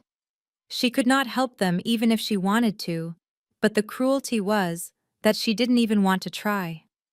10 minutes later, my phone rang. I was sitting in my office reviewing the final acquisition papers for the mortgage note on my parents' house. When I saw Mom's name on the screen, I hesitated. Isaiah was sitting across from me. He gave me a nod. Answer it, he said softly. Remind them of their choices. I swiped green. Hello, Mother. Maya. Oh, thank God, Mom wept. She didn't say hello. She didn't ask how I was. She launched straight into the crisis. You have to help us. They cut the power. They cut the water. Your father is sitting in the dark and his blood pressure is sky high. We have no cash. Please, Maya, just transfer us $5,000. Just until Hunter sorts out the bank error. I leaned back in my chair staring at the skyline. The request was breathtaking in its audacity. They were suing me for $30 million, claiming I was a thief, yet they were asking me for cash to survive the afternoon. Mom, I said, keeping my voice devoid of the anger that was boiling inside me. I am confused. On the news yesterday, Dad said I was a financial predator. He said Hunter was the brilliant mind protecting the family assets. Why aren't you calling your chief investment officer? Don't be like that, Mom sobbed. This is an emergency. We are your parents. You cannot leave us in the heat. We are elderly. You are 60, Mom, I said. You are not invalid, and you are not victims of a disaster. You are victims of your own greed. You signed the equity over to Hunter. He took $300,000 out of your house 5 days ago. Are you telling me he didn't pay the light bill? He did pay it. Mom insisted, clinging to the lie. It is a system error. He told us the bank froze the accounts because of the lawsuit expenses. It is your fault, really. If you hadn't forced us to sue you, none of this would be happening. I closed my eyes. There it was. Even in the dark, even sweating in a house they were about to lose, it was still my fault. I cannot help you, Mom, I said coldly. If I send you money, it undermines my legal position in the lawsuit you filed against me. My lawyer has advised me not to interfere with the plaintiff's financial situation. You wanted a legal battle. This is what it looks like. Call Hunter. I hung up before she could guilt me further. My hand was shaking. It went against every instinct I had to leave them suffering, but Isaiah was right. If I saved them now, they would never see the truth. They would think Hunter fixed it. They needed to sit in that dark, hot house and realize that their golden boy had left them to rot. Back on Oak Street, as the sun went down and the house turned pitch black, my father refused to leave. He sat in his armchair by the window, fanning himself with a folded newspaper. It will be back on any minute, Dad muttered to Mom, who was lighting a vanilla-scented candle on the dining table. Hunter sent me a text. He said he is on the phone with the CEO of the power company right now. He is going to get heads rolling for this mistake. But the lights did not come on. They ate peanut butter sandwiches by candlelight, the silence of the house amplified by the terrifying reality that they had no money, no power, and no one coming to save them. The next morning the power was still out. But a courier arrived. He didn't bring a check. He brought 2 garment bags and a heavy cream envelope. Mom opened the envelope with trembling hands. Inside was a printed letter from Hunter on thick gold-embossed stationery. Dear Mom and Dad, the letter read, apologies for the utility mix-up. My team is working on it. In the meantime, we have a bigger mission, to counter Maya's smear campaign and show the world that the Johnson family is united and prosperous. I am hosting the inaugural Johnson Family Foundation Gala this Saturday at the St. Regis. I have enclosed your outfits, a tuxedo for Reginald and a gown for Elaine. Your attendance is mandatory. We need to look successful to attract the investors who will help us win the lawsuit. A car will pick you up at 6. Do not be late. Love, Hunter. Dad touched the tuxedo sleeve. It was velvet. It looked expensive. See? Dad said, his eyes lighting up with delusional hope. I told you, he is handling it. This gala is the answer. He is going to raise millions, and then we will pay off the house and the bills.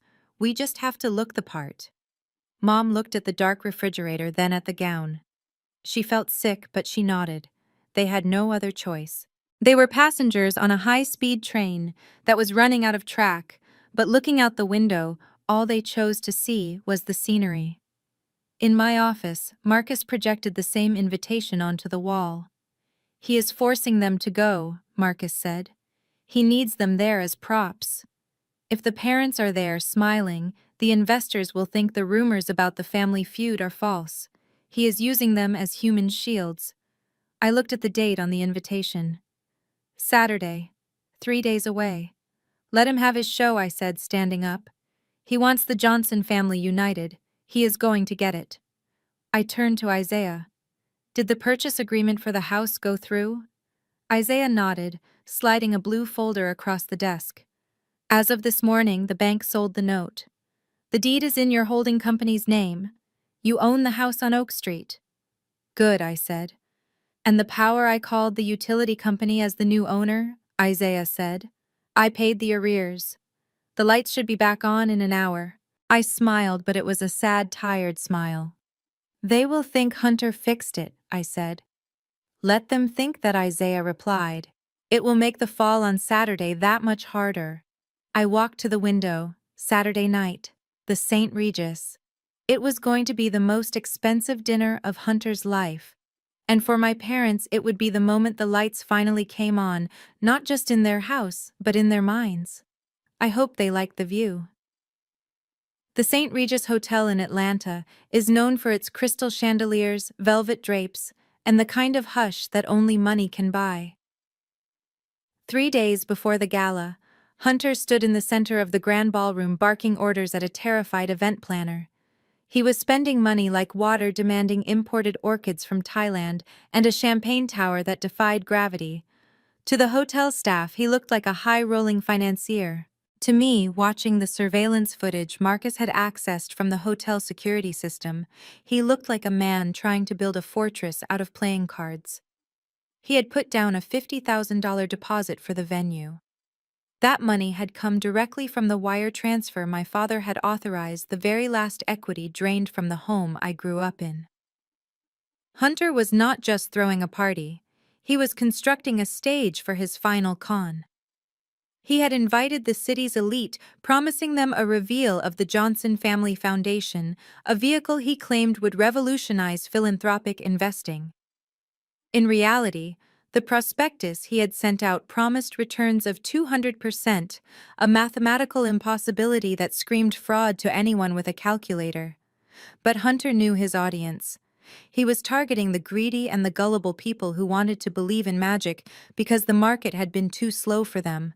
While Hunter was burning through my parents' retirement fund, Candace was busy constructing her own facade. My private investigator tracked her to a high-end rental boutique in Buckhead. She spent 3 hours trying on gowns that retailed for $10,000, finally settling on a gold-sequined number that looked like a disco ball had exploded. She could not afford to buy it, of course. Her credit cards were dead plastic. So she rented it for the weekend, putting the deposit on Hunter's corporate card, which was currently being fueled by the stolen mortgage money. 10 minutes later, a photo appeared on her Instagram. She was posing in the dressing room, the gold dress shimmering under the lights. The caption read, "Fitting for the family gala. It takes expensive taste to build a legacy.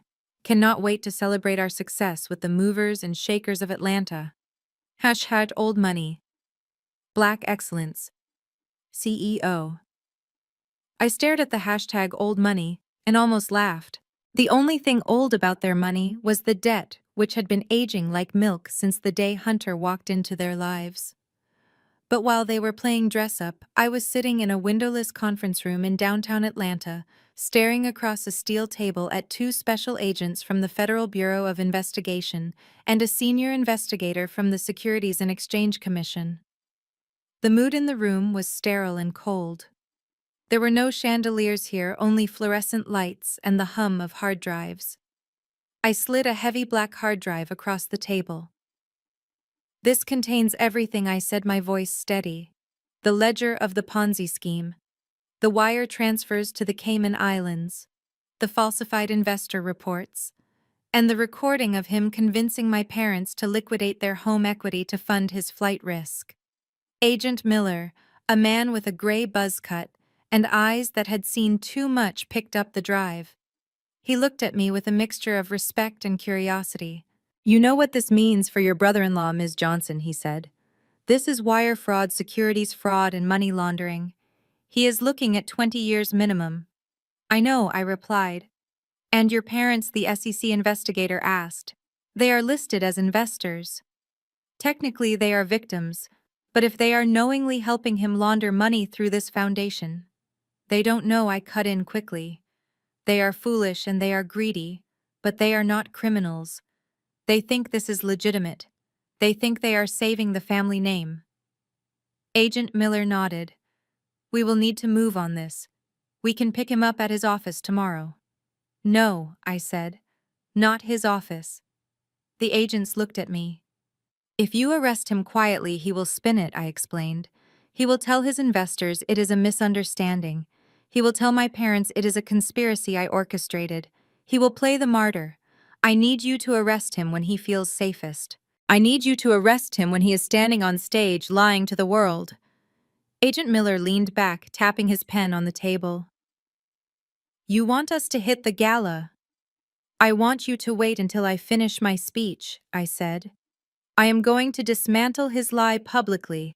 When I am done, there will be no room for spin. There will only be the truth. The agent held my gaze for a long moment, then nodded. We will have a team in the back. Do not put yourself in physical danger. I stood up, smoothing my blazer. The only danger at that party will be the truth.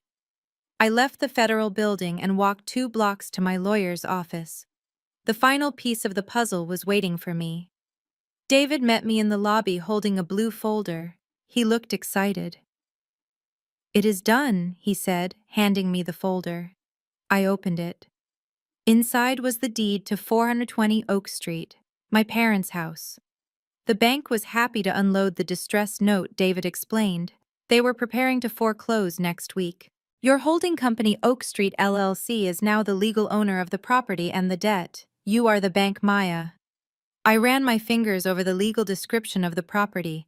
I saw my father's signature on the original mortgage, shaky and desperate. I saw the new addendum transferring rights to my company. So I can evict them? I asked, testing the weight of the power. Technically, yes, David said. You own the roof over their heads. You own the walls they are currently hanging their tuxedos in. I closed the folder. I didn't feel joy. I felt a heavy, somber sense of closure. I wasn't going to evict them, not yet. I needed them to understand that the security they thought they had lost, the home they thought Hunter had saved, was actually being held together by the daughter they had discarded. I went back to my penthouse. Isaiah was waiting with a glass of wine and a large cream-colored envelope that had arrived by courier an hour ago. It is from him, Isaiah said, his face grim. I took the envelope. It was heavy, made of expensive cardstock with gold leaf lettering. I tore it open. Inside was the invitation to the gala. Reginald and Elaine Johnson cordially invite you to the launch of the Johnson Family Foundation. And there, clipped to the invitation, was a handwritten note from Hunter. The ink was black and aggressive. Maya, I know things got heated, but this is business. Come see what real wealth creation looks like. Maybe you will learn how the big boys play the game. Consider this an olive branch. Do not embarrass us by not showing up. Hunter. I read the note twice. The audacity was breathtaking. He had stolen my parents' money, sued me for $30 million, and now he was inviting me to watch him celebrate his crimes, framed as a lesson in business. He thinks he has won, I whispered. He thinks I am scared of the lawsuit. He thinks I will come there and kiss the ring to make the bad press go away. Isaiah looked at the note. Are you going? I walked over to the fireplace and placed the invitation on the mantel. I didn't burn it. I wanted to keep it as a souvenir. Oh, I am going, I said, turning to Isaiah with a smile that felt sharp enough to cut glass. He wants me to see how the big boys play. I think it is time I showed him that he is playing checkers, and I have already cleared the board. I pulled out my phone and typed a reply to the RSVP number. I will be there. And I will be bringing a +1. Isaiah raised an eyebrow. Who is the +1? The FBI. I shook my head. No, the FBI is the cleanup crew. My +1 is the ghost he thought he buried 5 years ago. I dialed Marcus. Is she ready? I asked. She is flying in from Miami tonight, Marcus replied. She is terrified, Maya. But she hates him more than she is scared. Good, I said. Get her a dress. Make it red. We are going to make sure that when Hunter looks out into that crowd, he sees exactly what is coming for him. I hung up the phone. The stage was set. The players were in position. In 48 hours, the music would stop, and Hunter was going to find out that there were no chairs left. The St. Regis ballroom smelled of imported white lilies and old money. It was a scent designed to intoxicate, to make you forget that the economy was volatile and that the man standing on the stage was a predator. Hunter had outdone himself. There were ice sculptures, a live jazz band playing soft, non-threatening standards, and waiters circulating with trays of champagne that cost more per bottle than most people made in a week. From the back of the room, hidden in the shadows of the entrance archway, I watched my parents. They were seated at the head table right next to the podium. To the casual observer, they looked like royalty. My father Reginald was wearing the velvet tuxedo Hunter had sent him. He sat with his back straight, nodding solemnly as people walked by to shake his hand. My mother Elaine was draped in midnight blue silk, a string of pearls around her neck. But I knew better. I knew that at 8 o'clock this morning, a recovery agent from a collection agency had banged on their front door. He had not come for the house yet, but for the car. My father had to stand in his driveway in his bathrobe and beg the man for 24 more hours, claiming a wire transfer was pending. I could see that terror etched into the lines around his eyes now. Every time a waiter approached the table, my father flinched as if expecting a process server instead of a refill on his water. They were terrified, but they were sitting there playing their part in the charade because they believed this gala was the lifeboat. On stage, Hunter was in his element. He held the microphone with the ease of a televangelist, pacing back and forth, making eye contact with the wealthy doctors and business owners he had lured into the room. "Ladies and gentlemen," Hunter boomed, his voice rich and confident. "When I married into the Johnson family, I didn't just gain a wife.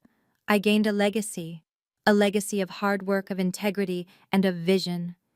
He gestured toward my parents. My father beamed weakly, desperate for the validation. "That is why we launched the Johnson Family Foundation," Hunter continued. "Not just to create wealth, but to steward it. To ensure that our values outlive us. And speaking of values, I want to introduce the woman who inspires me every day. My wife and the heart of this organization, Candace." Candace stood up. She shimmered in the gold sequined dress she had rented.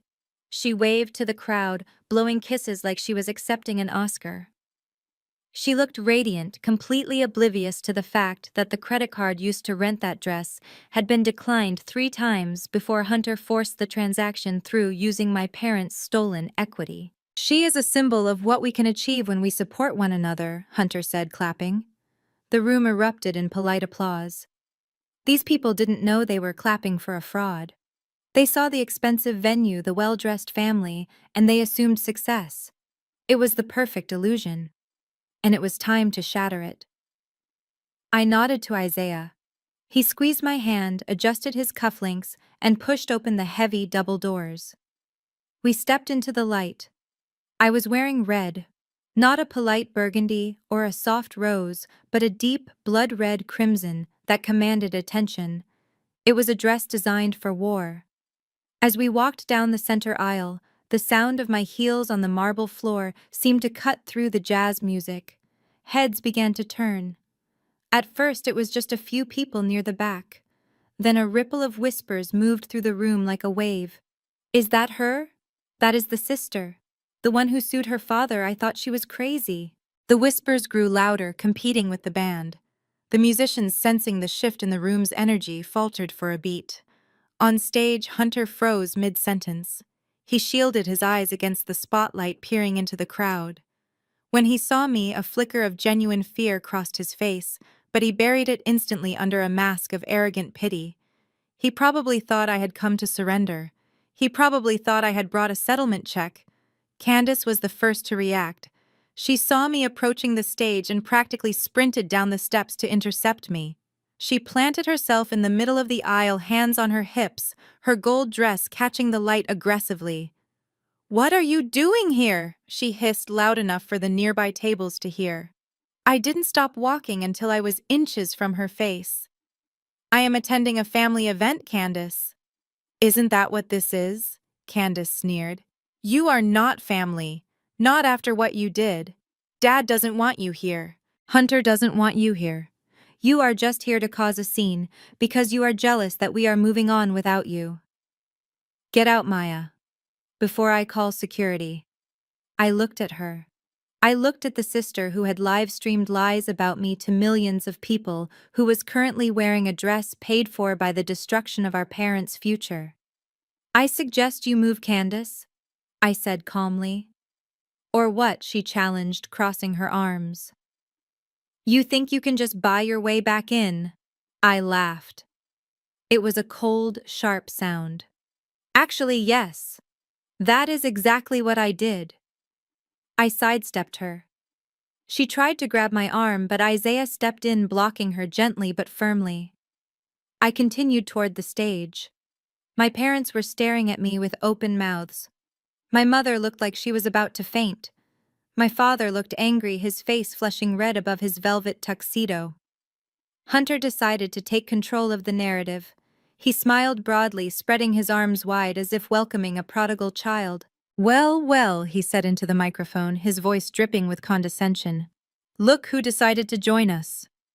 Maya. I must say I am surprised. After everything, you still came to support the family. That takes courage, or perhaps humility." He was baiting me. He wanted me to look unstable. He wanted me to scream. I reached the bottom of the stairs. I didn't scream. I smiled back. "I wouldn't miss it for the world, Hunter," I said, my voice projecting clearly, even without a mic. Hunter chuckled nervously. "Well, grab a seat in the back, Maya. We were just getting to the investment opportunities." I put a foot on the first step. "Actually, I prefer the front," I said. Hunter's smile faltered. "Maya, this is a private presentation for investors and sponsors only." I took another step up. The room was deathly silent now. Every eye was glued to the confrontation. I know I said ascending the stairs until I was standing on the stage eye to eye with him.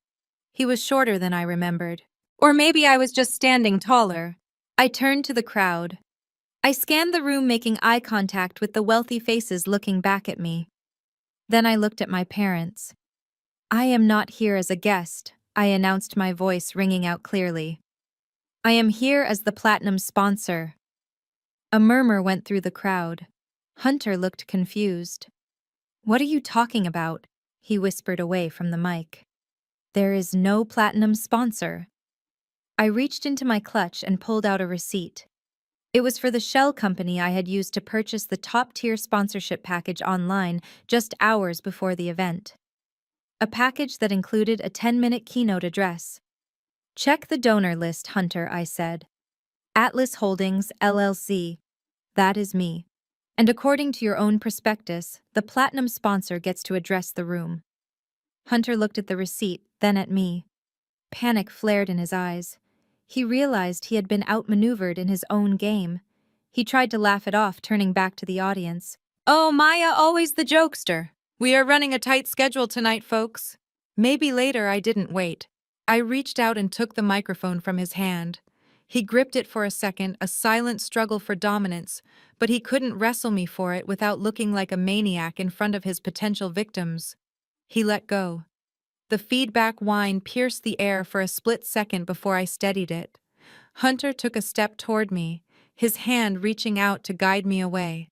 "Maya, don't do this. We can talk in the back. I will give you whatever you want. Just don't ruin this." I looked at him. I looked at the sweat beading on his forehead. "I am not here to ruin it." "Hunter," I said into the microphone, my voice booming through the speakers, "I am here to clarify it." I turned to the audience. My father started to stand up, shouting something unintelligible, but it was too late. I had the floor. "Good evening, everyone," I began. "My name is Maya Johnson. You might know me as the woman who supposedly abandoned her family. But tonight I want to tell you a different story. A story about where your money is actually going." Hunter lunged for the sound technician at the side of the stage, signaling him to cut the feed. But the technician didn't move. I had paid him triple his salary an hour ago to ensure this microphone stayed live no matter what. I looked straight into the camera that was recording the event for the Foundation's website. "Let's look at the numbers, shall we?" I said. And then I signaled Marcus in the projection booth. The giant LED screen behind me flickered.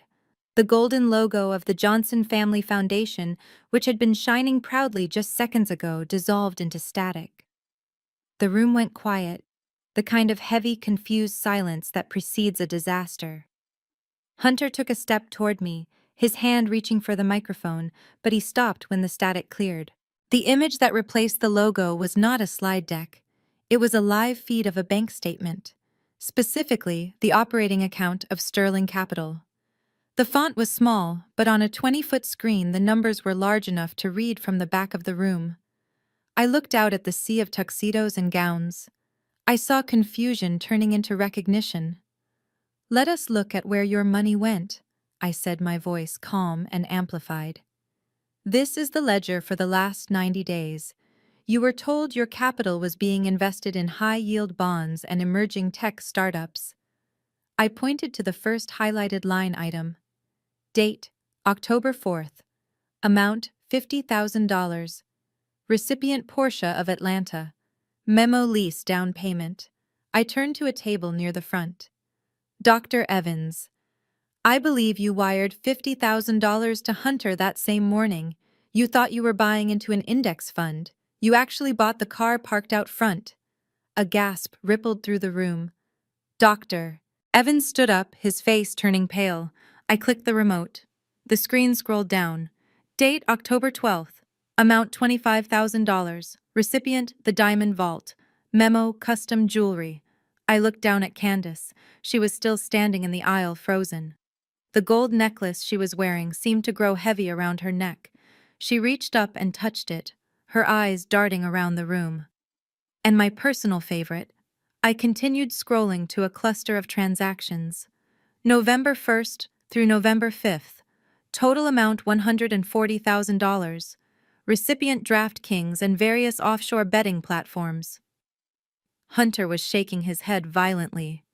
"This is fake," he shouted, though his voice was thin without the microphone. "She hacked the system. She is manipulating the data. This is corporate espionage." I ignored him. I pressed the button again. The screen changed. This time it wasn't numbers. It was a series of text message screenshots. The bubbles were green, indicating they came from an Android phone, Hunter's personal burner phone, the one he thought was encrypted. "For those of you wondering about the family values this foundation is built on, let us hear from the founder himself," I said. The text on the screen was brutal. It was a conversation between Hunter and his mistress dated just 3 days ago. Hunter's text read, "I just need to get through this gala. Once I get the new round of funding from these idiots, we are gone. First class to the Caymans." The reply read, "What about your in-laws? What about the house?" Hunter's reply was blown up in bold letters. "Forget them. Reginald is a stupid old fool who will sign anything if you flatter his ego. And Elaine is pathetic.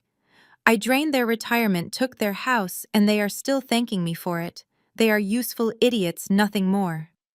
I heard a sound from the main table.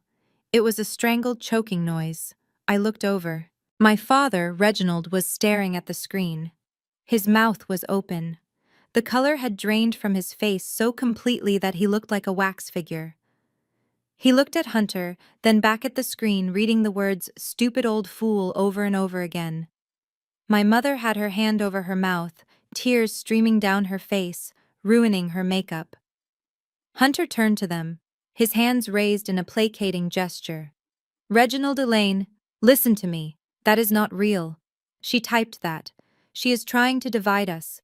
You know I love you. You know I respect you." But the seed was planted. The audience was murmuring loudly now. People were standing up. Phones were out recording everything. The illusion of the happy, wealthy family had shattered into a million sharp pieces. I am not done, I said. I clicked the remote one last time. The text messages vanished. In their place appeared a document with a red border and the official seal of Interpol. It was a red notice. A jagged, ugly mugshot stared back at the audience. The face was younger, the hair was different, but the eyes were unmistakable. It was Hunter. But the name under the photo did not say Hunter Sterling. Meet Simon Bates, I announced. Wanted in the United Kingdom for wire fraud, identity theft, and running a Ponzi scheme that defrauded pensioners out of £4 million 5 years ago. He fled the country right before the indictment. He changed his name.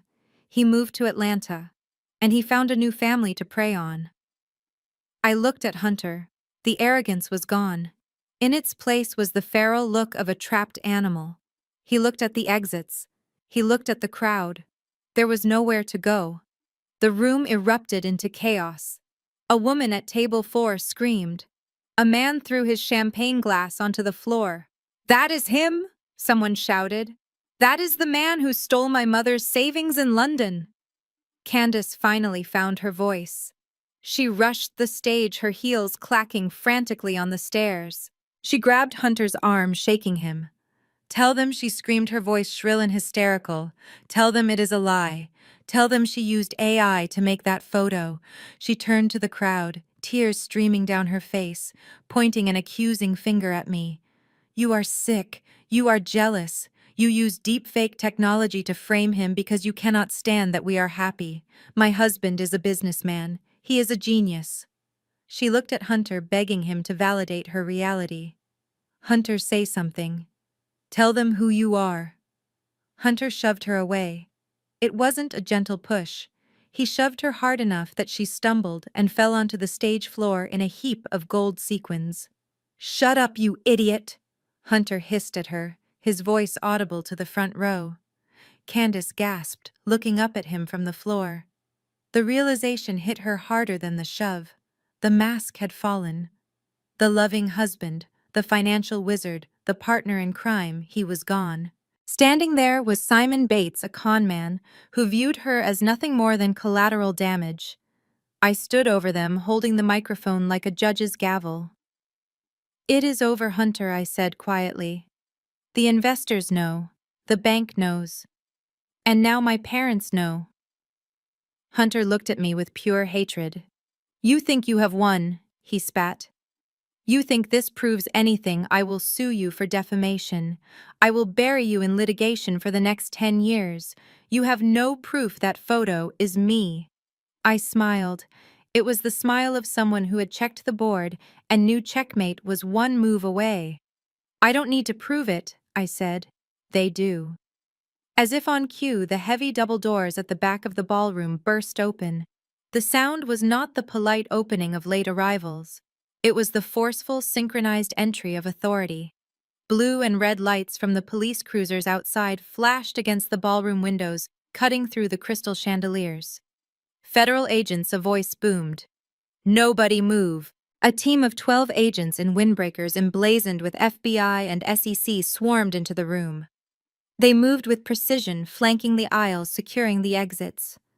Agent Miller walked down the center aisle, his badge raised high. He didn't look at the screaming guests. He didn't look at my parents who were clinging to each other in terror. He looked straight at the stage. "Simon Bates, also known as Hunter Sterling," Agent Miller shouted.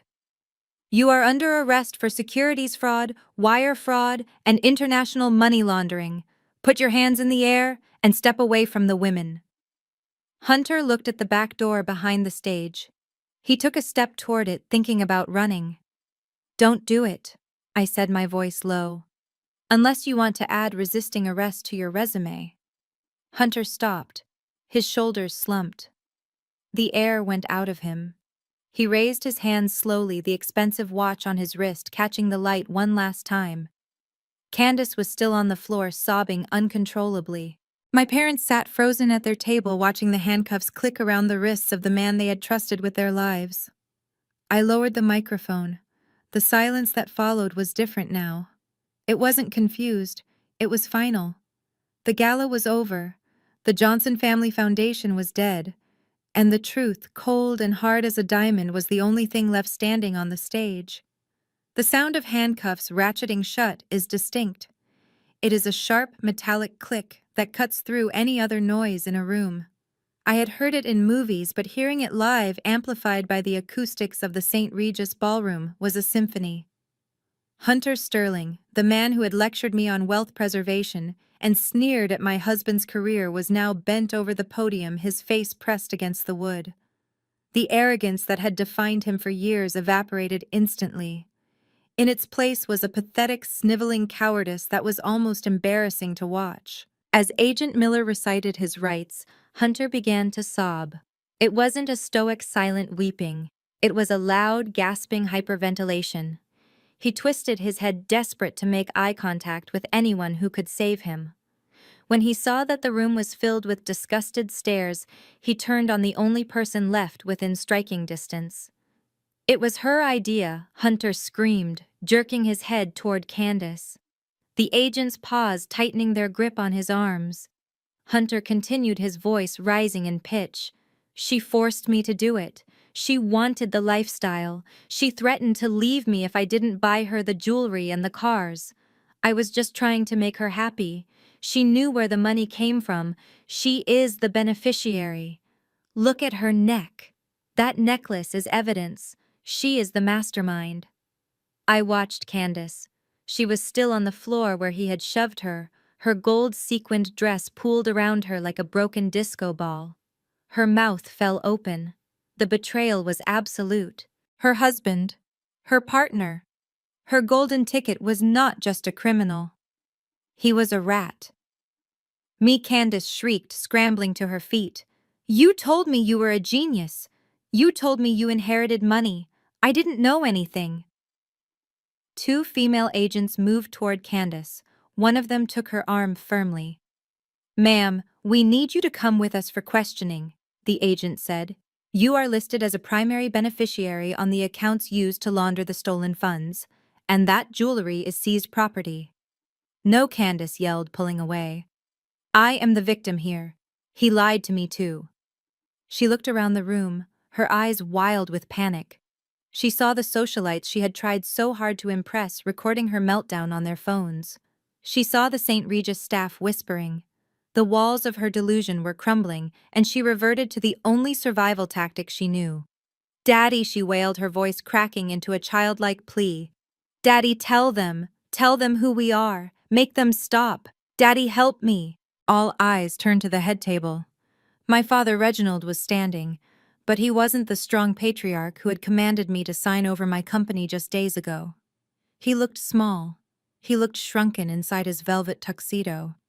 He stared at Hunter, the white son-in-law he had placed on a pedestal, the man he had trusted more than his own flesh and blood. He watched as Hunter wept and blamed Candace. Then he looked at me. I was standing on the stage, calm, untouched, and vindicated. I was the daughter he had called a failure. I was the daughter he had tried to rob. And I was the only person in the room who wasn't being dragged away in cuffs. The realization seemed to hit him physically. It wasn't just shame. It was a complete systemic shock. The narrative he had built his entire life around, that men were superior, that appearances mattered more than substance, that Candace was the prize, and I was the burden, had just been proven wrong in the most violent way possible. His chest heaved. He reached out a hand, grasping for the edge of the table. His face turned a terrifying shade of gray. "Reginald," my mother whispered, reaching for him. Dad didn't answer. He clutched his left arm. His knees buckled. He collapsed into the chair, knocking it backward, and slid to the floor with a heavy thud. Dad, Candace screamed, fighting against the agents holding her. Panic erupted in the room again. My mother fell to her knees beside him, screaming for help. I stood on the stage. My instinct, the old instinct of the daughter who wanted to please, was to rush to him. I wanted to run down the stairs, hold his hand, and tell him it would be okay. I wanted to fix it. But I didn't move. I looked at Isaiah. He was already on the phone with 911. He nodded to me, signaling that help was coming. I walked calmly to the edge of the stage. I didn't run. I didn't cry. I watched the scene unfold with the clinical detachment of a CEO managing a crisis that was no longer her liability. "Is there a doctor in the house?" a waiter shouted. Dr. Evans, the man Hunter had defrauded out of $50,000, rushed forward from the front row. He knelt beside my father, checking his pulse and loosening his tie. "He is having a cardiac event," Dr. Evans announced. "Give him space. Back up." I watched my mother weeping over him, useless and hysterical. She looked up at me, her eyes pleading. "Maya, come here. Please, it is your father." I stayed where I was. I knew that if I went down there, if I knelt in the wreckage of their lives, I would be sucked back into the toxic cycle. They would blame me for the heart attack. They would expect me to pay the hospital bills. They would use his illness to manipulate me into silence. I gripped the microphone stand. I had saved them from the fraud. That was my job. Saving them from the physical consequences of their own stress was not. The paramedics arrived within minutes, bursting through the doors the FBI had just secured. They swarmed around my father, hooking him up to monitors. I saw his eyes flutter open. He looked confused, disoriented. The FBI agents began to escort Hunter and Candace out the side exit. Hunter was still crying, his head hung low. Candace was sobbing, looking back at Dad, but the agents didn't stop. They marched her out, her gold dress trailing on the floor, leaving a trail of sequins like breadcrumbs of her shattered vanity. The paramedics loaded Dad onto a stretcher. Mom scrambled to follow them, clutching her purse. "We are taking him to Piedmont Hospital," the paramedic said. As they wheeled him past the stage, the procession slowed for a brief second. My father turned his head.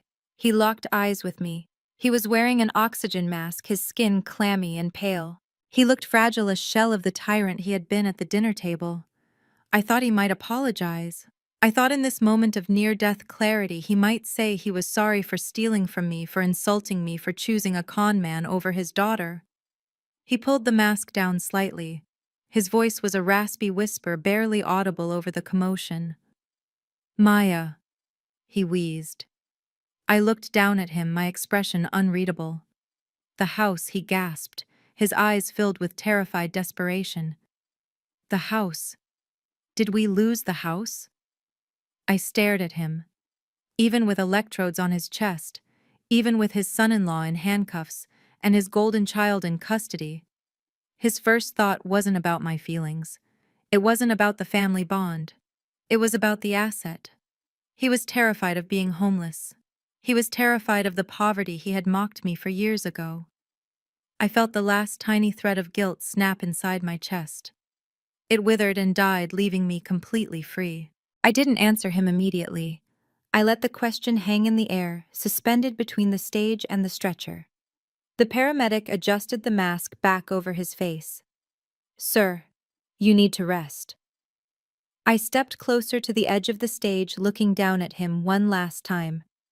"Go to the hospital, Reginald," I said, using his first name. "Focus on your health. We can discuss your living arrangements when you are discharged." I didn't say Dad. I didn't say home. I said living arrangements. He closed his eyes, a tear leaking out as the reality of his position settled in. He was no longer the owner. He was a tenant, and he had just realized his landlord was the woman he had tried to destroy. The doors swung shut behind the stretcher. The sirens wailed, fading into the Atlanta night. I stood alone on the stage. The ballroom was emptying out. The guests were filing out in stunned silence, whispering to each other, avoiding eye contact with me. They were afraid. They had seen the power of truth, and it terrified them. Isaiah walked up the stairs and stood beside me. He didn't say a word. He just wrapped his arm around my waist and held me. "Is it over?" he asked softly. I looked at the empty spot on the floor where my sister had fallen. I looked at the overturned chair where my father had collapsed. I took a deep breath. The air tasted different. It didn't smell like lilies anymore. It tasted like oxygen. "Yes," I said, "the show is over. Let's go home." But I knew the real work was just beginning. My father had asked about the house, and tomorrow I was going to give him an answer that would redefine the power dynamics of this family forever. The sterile smell of antiseptic and floor wax in the hospital hallway was a stark reminder that even the most dramatic chapters of our lives often end in quiet clinical rooms. It had been 7 days since the gala. 7 days since Hunter was led away in handcuffs. 7 days since my father's heart, or perhaps his pride, had finally given out under the weight of the truth. I stood outside room 304, clutching a thick manila folder against my chest. Inside that folder was not just paperwork, it was the final verdict on a lifetime of conditional love. Isaiah stood beside me, his presence a steady anchor in the storm. "Are you sure about this?" he asked, adjusting the collar of his jacket. "Once you do this, the dynamic changes forever. There is no going back to being their daughter." I looked through the small glass window in the door. My father was sitting up in bed, looking frail and gray, staring blankly at the television. My mother was sitting in the visitor's chair, flipping through a magazine but not actually reading it. They looked like two people waiting for a train that had already left the station. "I stopped being their daughter the moment they tried to rob me," I said softly. "Today, I am just their landlord." I pushed the door open. The air in the room was thick with unspoken tension. My mother looked up, her eyes lighting with a flicker of desperate hope. My father turned his head slowly. The arrogance that used to define his jawline was gone, replaced by a sagging, fearful uncertainty. Maya Mom breathed, standing up. "You came." I didn't hug her. I walked to the foot of the bed and placed the folder on the rolling tray table. "How are you feeling, Reginald?" I asked. "I am recovering," Dad said, his voice raspy. "The doctors say it was a mild infarction. Stress." He looked at the folder, then at me. His eyes were searching for reassurance. He wanted me to be the savior. He wanted me to tell him that I had fixed everything, that the nightmare with Hunter was just a bad dream, and that his life would go back to normal. "We need to talk about the house," I said, getting straight to the point. Dad winced. "Hunter. He said he paid the mortgage. He said it was handled." "Hunter lied about everything, Reginald," I said, keeping my voice even. "The moment you signed that equity line of credit, he drained the account. He didn't make a single payment. The bank initiated foreclosure proceedings 5 days ago." Mom gasped, covering her mouth with her hand. "No, that cannot be true. We have lived there for 30 years. "It is true," I continued. "And because Hunter also emptied your retirement accounts to fund his Ponzi scheme, you have zero liquidity. You are insolvent. As of this morning, the bank officially repossessed the property on Oak Street." My father closed his eyes. The machine monitoring his heart rate beeped a little faster. "We are homeless," he whispered. "We are on the street." The silence in the room was heavy. This was the rock bottom they had been hurtling toward for years. They had bet on the wrong child, the wrong values, and the wrong dream. And now the bill had come due. I watched them for a moment, letting the reality sink in. I needed them to feel the cold wind of consequences before I offered shelter. Then I opened the folder. "Not exactly," I said. I flipped to the last page of the document. It was a deed transfer, stamped and notarized. The bank was eager to offload a distressed asset, I explained, so I made them an offer. I bought the note. I bought the deed. Mom's face crumbled into relief. She rushed forward, reaching for my hand. "Oh, Maya. Oh, thank God, I knew it. I knew you wouldn't let us down. You are a good girl. You saved us." Dad opened his eyes, tears leaking out. "Thank you, Maya. Thank you. I know I was hard on you, but family is family, right? We will pay you back, I swear. Once I get back on my feet." I pulled my hand away from my mother. "Stop," I said. The sharpness of my tone froze them. "You are misunderstanding the situation," I said. "I didn't buy the house to give it back to you. I bought it as an investment for my holding company." I turned the folder around so they could read the document on top. It wasn't a gift letter. It was a residential lease agreement. "This is a rental contract," I said. "You are welcome to stay in the house, but you will stay as my tenants. You will pay rent. It will be a fair market rate deducted automatically from your Social Security checks. Rent, Dad asked, confused. But it is our house. It is my house, I corrected him, legally and financially. And there are conditions. I pointed to Clause 4. Candace does not live there. Mom's eyes widened. What? But she has nowhere to go. Her assets are frozen. Hunter left her with nothing. Candace is 28 years old, I said. She has a degree she never uses. She is able-bodied. She can get a job. She can rent an apartment. But she will not live under my roof on my dime. Enabling her is what got us here in the first place. She needs to learn to survive on her own. But she is your sister, Mom cried. And I am her landlord, I replied. If she moves in, you are in breach of contract and I will evict you. Is that clear? Dad looked at the paper. His hands were shaking. He looked at the clause that stripped him of his ownership, his status, and his power. And one more thing, I added. Clause 5. No interference. You do not come to my office. You do not speak to the press about me. You do not offer me business advice. You live your life, I live mine. We are family by blood, but financially we are strangers. Dad looked up at me. The anger was gone. The pride was gone. All that was left was the realization that the power dynamic had shifted permanently. He was no longer the patriarch. He was a dependent. He picked up the pen. His hand trembled as he hovered over the signature line. He looked at the room, at the hospital bed, at the bleak future that awaited him outside if he refused. He signed, Reginald Johnson. He dropped the pen. It rolled across the plastic table. Thank you, he whispered. But it sounded more like a surrender than gratitude. I closed the folder. I didn't feel triumphant. I didn't feel happy. I felt light. The burden of seeking their approval, the weight of trying to be good enough, it had all evaporated. I didn't need them to be proud of me. I just needed them to be handled. I walked to the door. Isaiah opened it for me. Goodbye, Mom. Goodbye, Reginald, I said. I will have the property manager send you the keys. I walked out of the hospital room and down the long, bright corridor. I didn't look back. I walked out through the automatic doors into the warm Atlanta afternoon. The sun was shining. The air smelled of pine and asphalt. I took Isaiah's hand. He squeezed it tight. It is done, he said. I looked up at the sky. It was a brilliant, endless blue.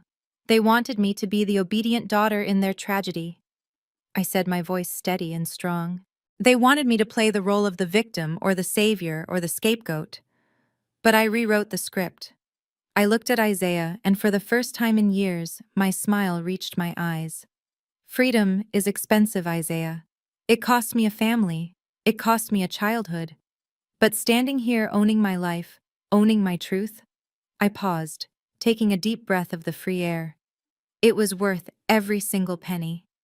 I walked toward the car, my heels clicking on the pavement, not as a daughter, not as a victim, but as the architect of my own fate. And the view from here was magnificent. This journey taught me that freedom isn't just about escaping toxic people. It's about reclaiming your power. My family used guilt and obligation as weapons, but I learned that setting boundaries isn't an act of betrayal, it's an act of self-preservation. You cannot save people who are committed to their own destruction, and you certainly shouldn't set yourself on fire to keep them warm. True family is built on mutual respect, not biological debt. If you've ever had to choose between your dignity and your family's approval, hit like and subscribe. Your story matters, and you are stronger than you think.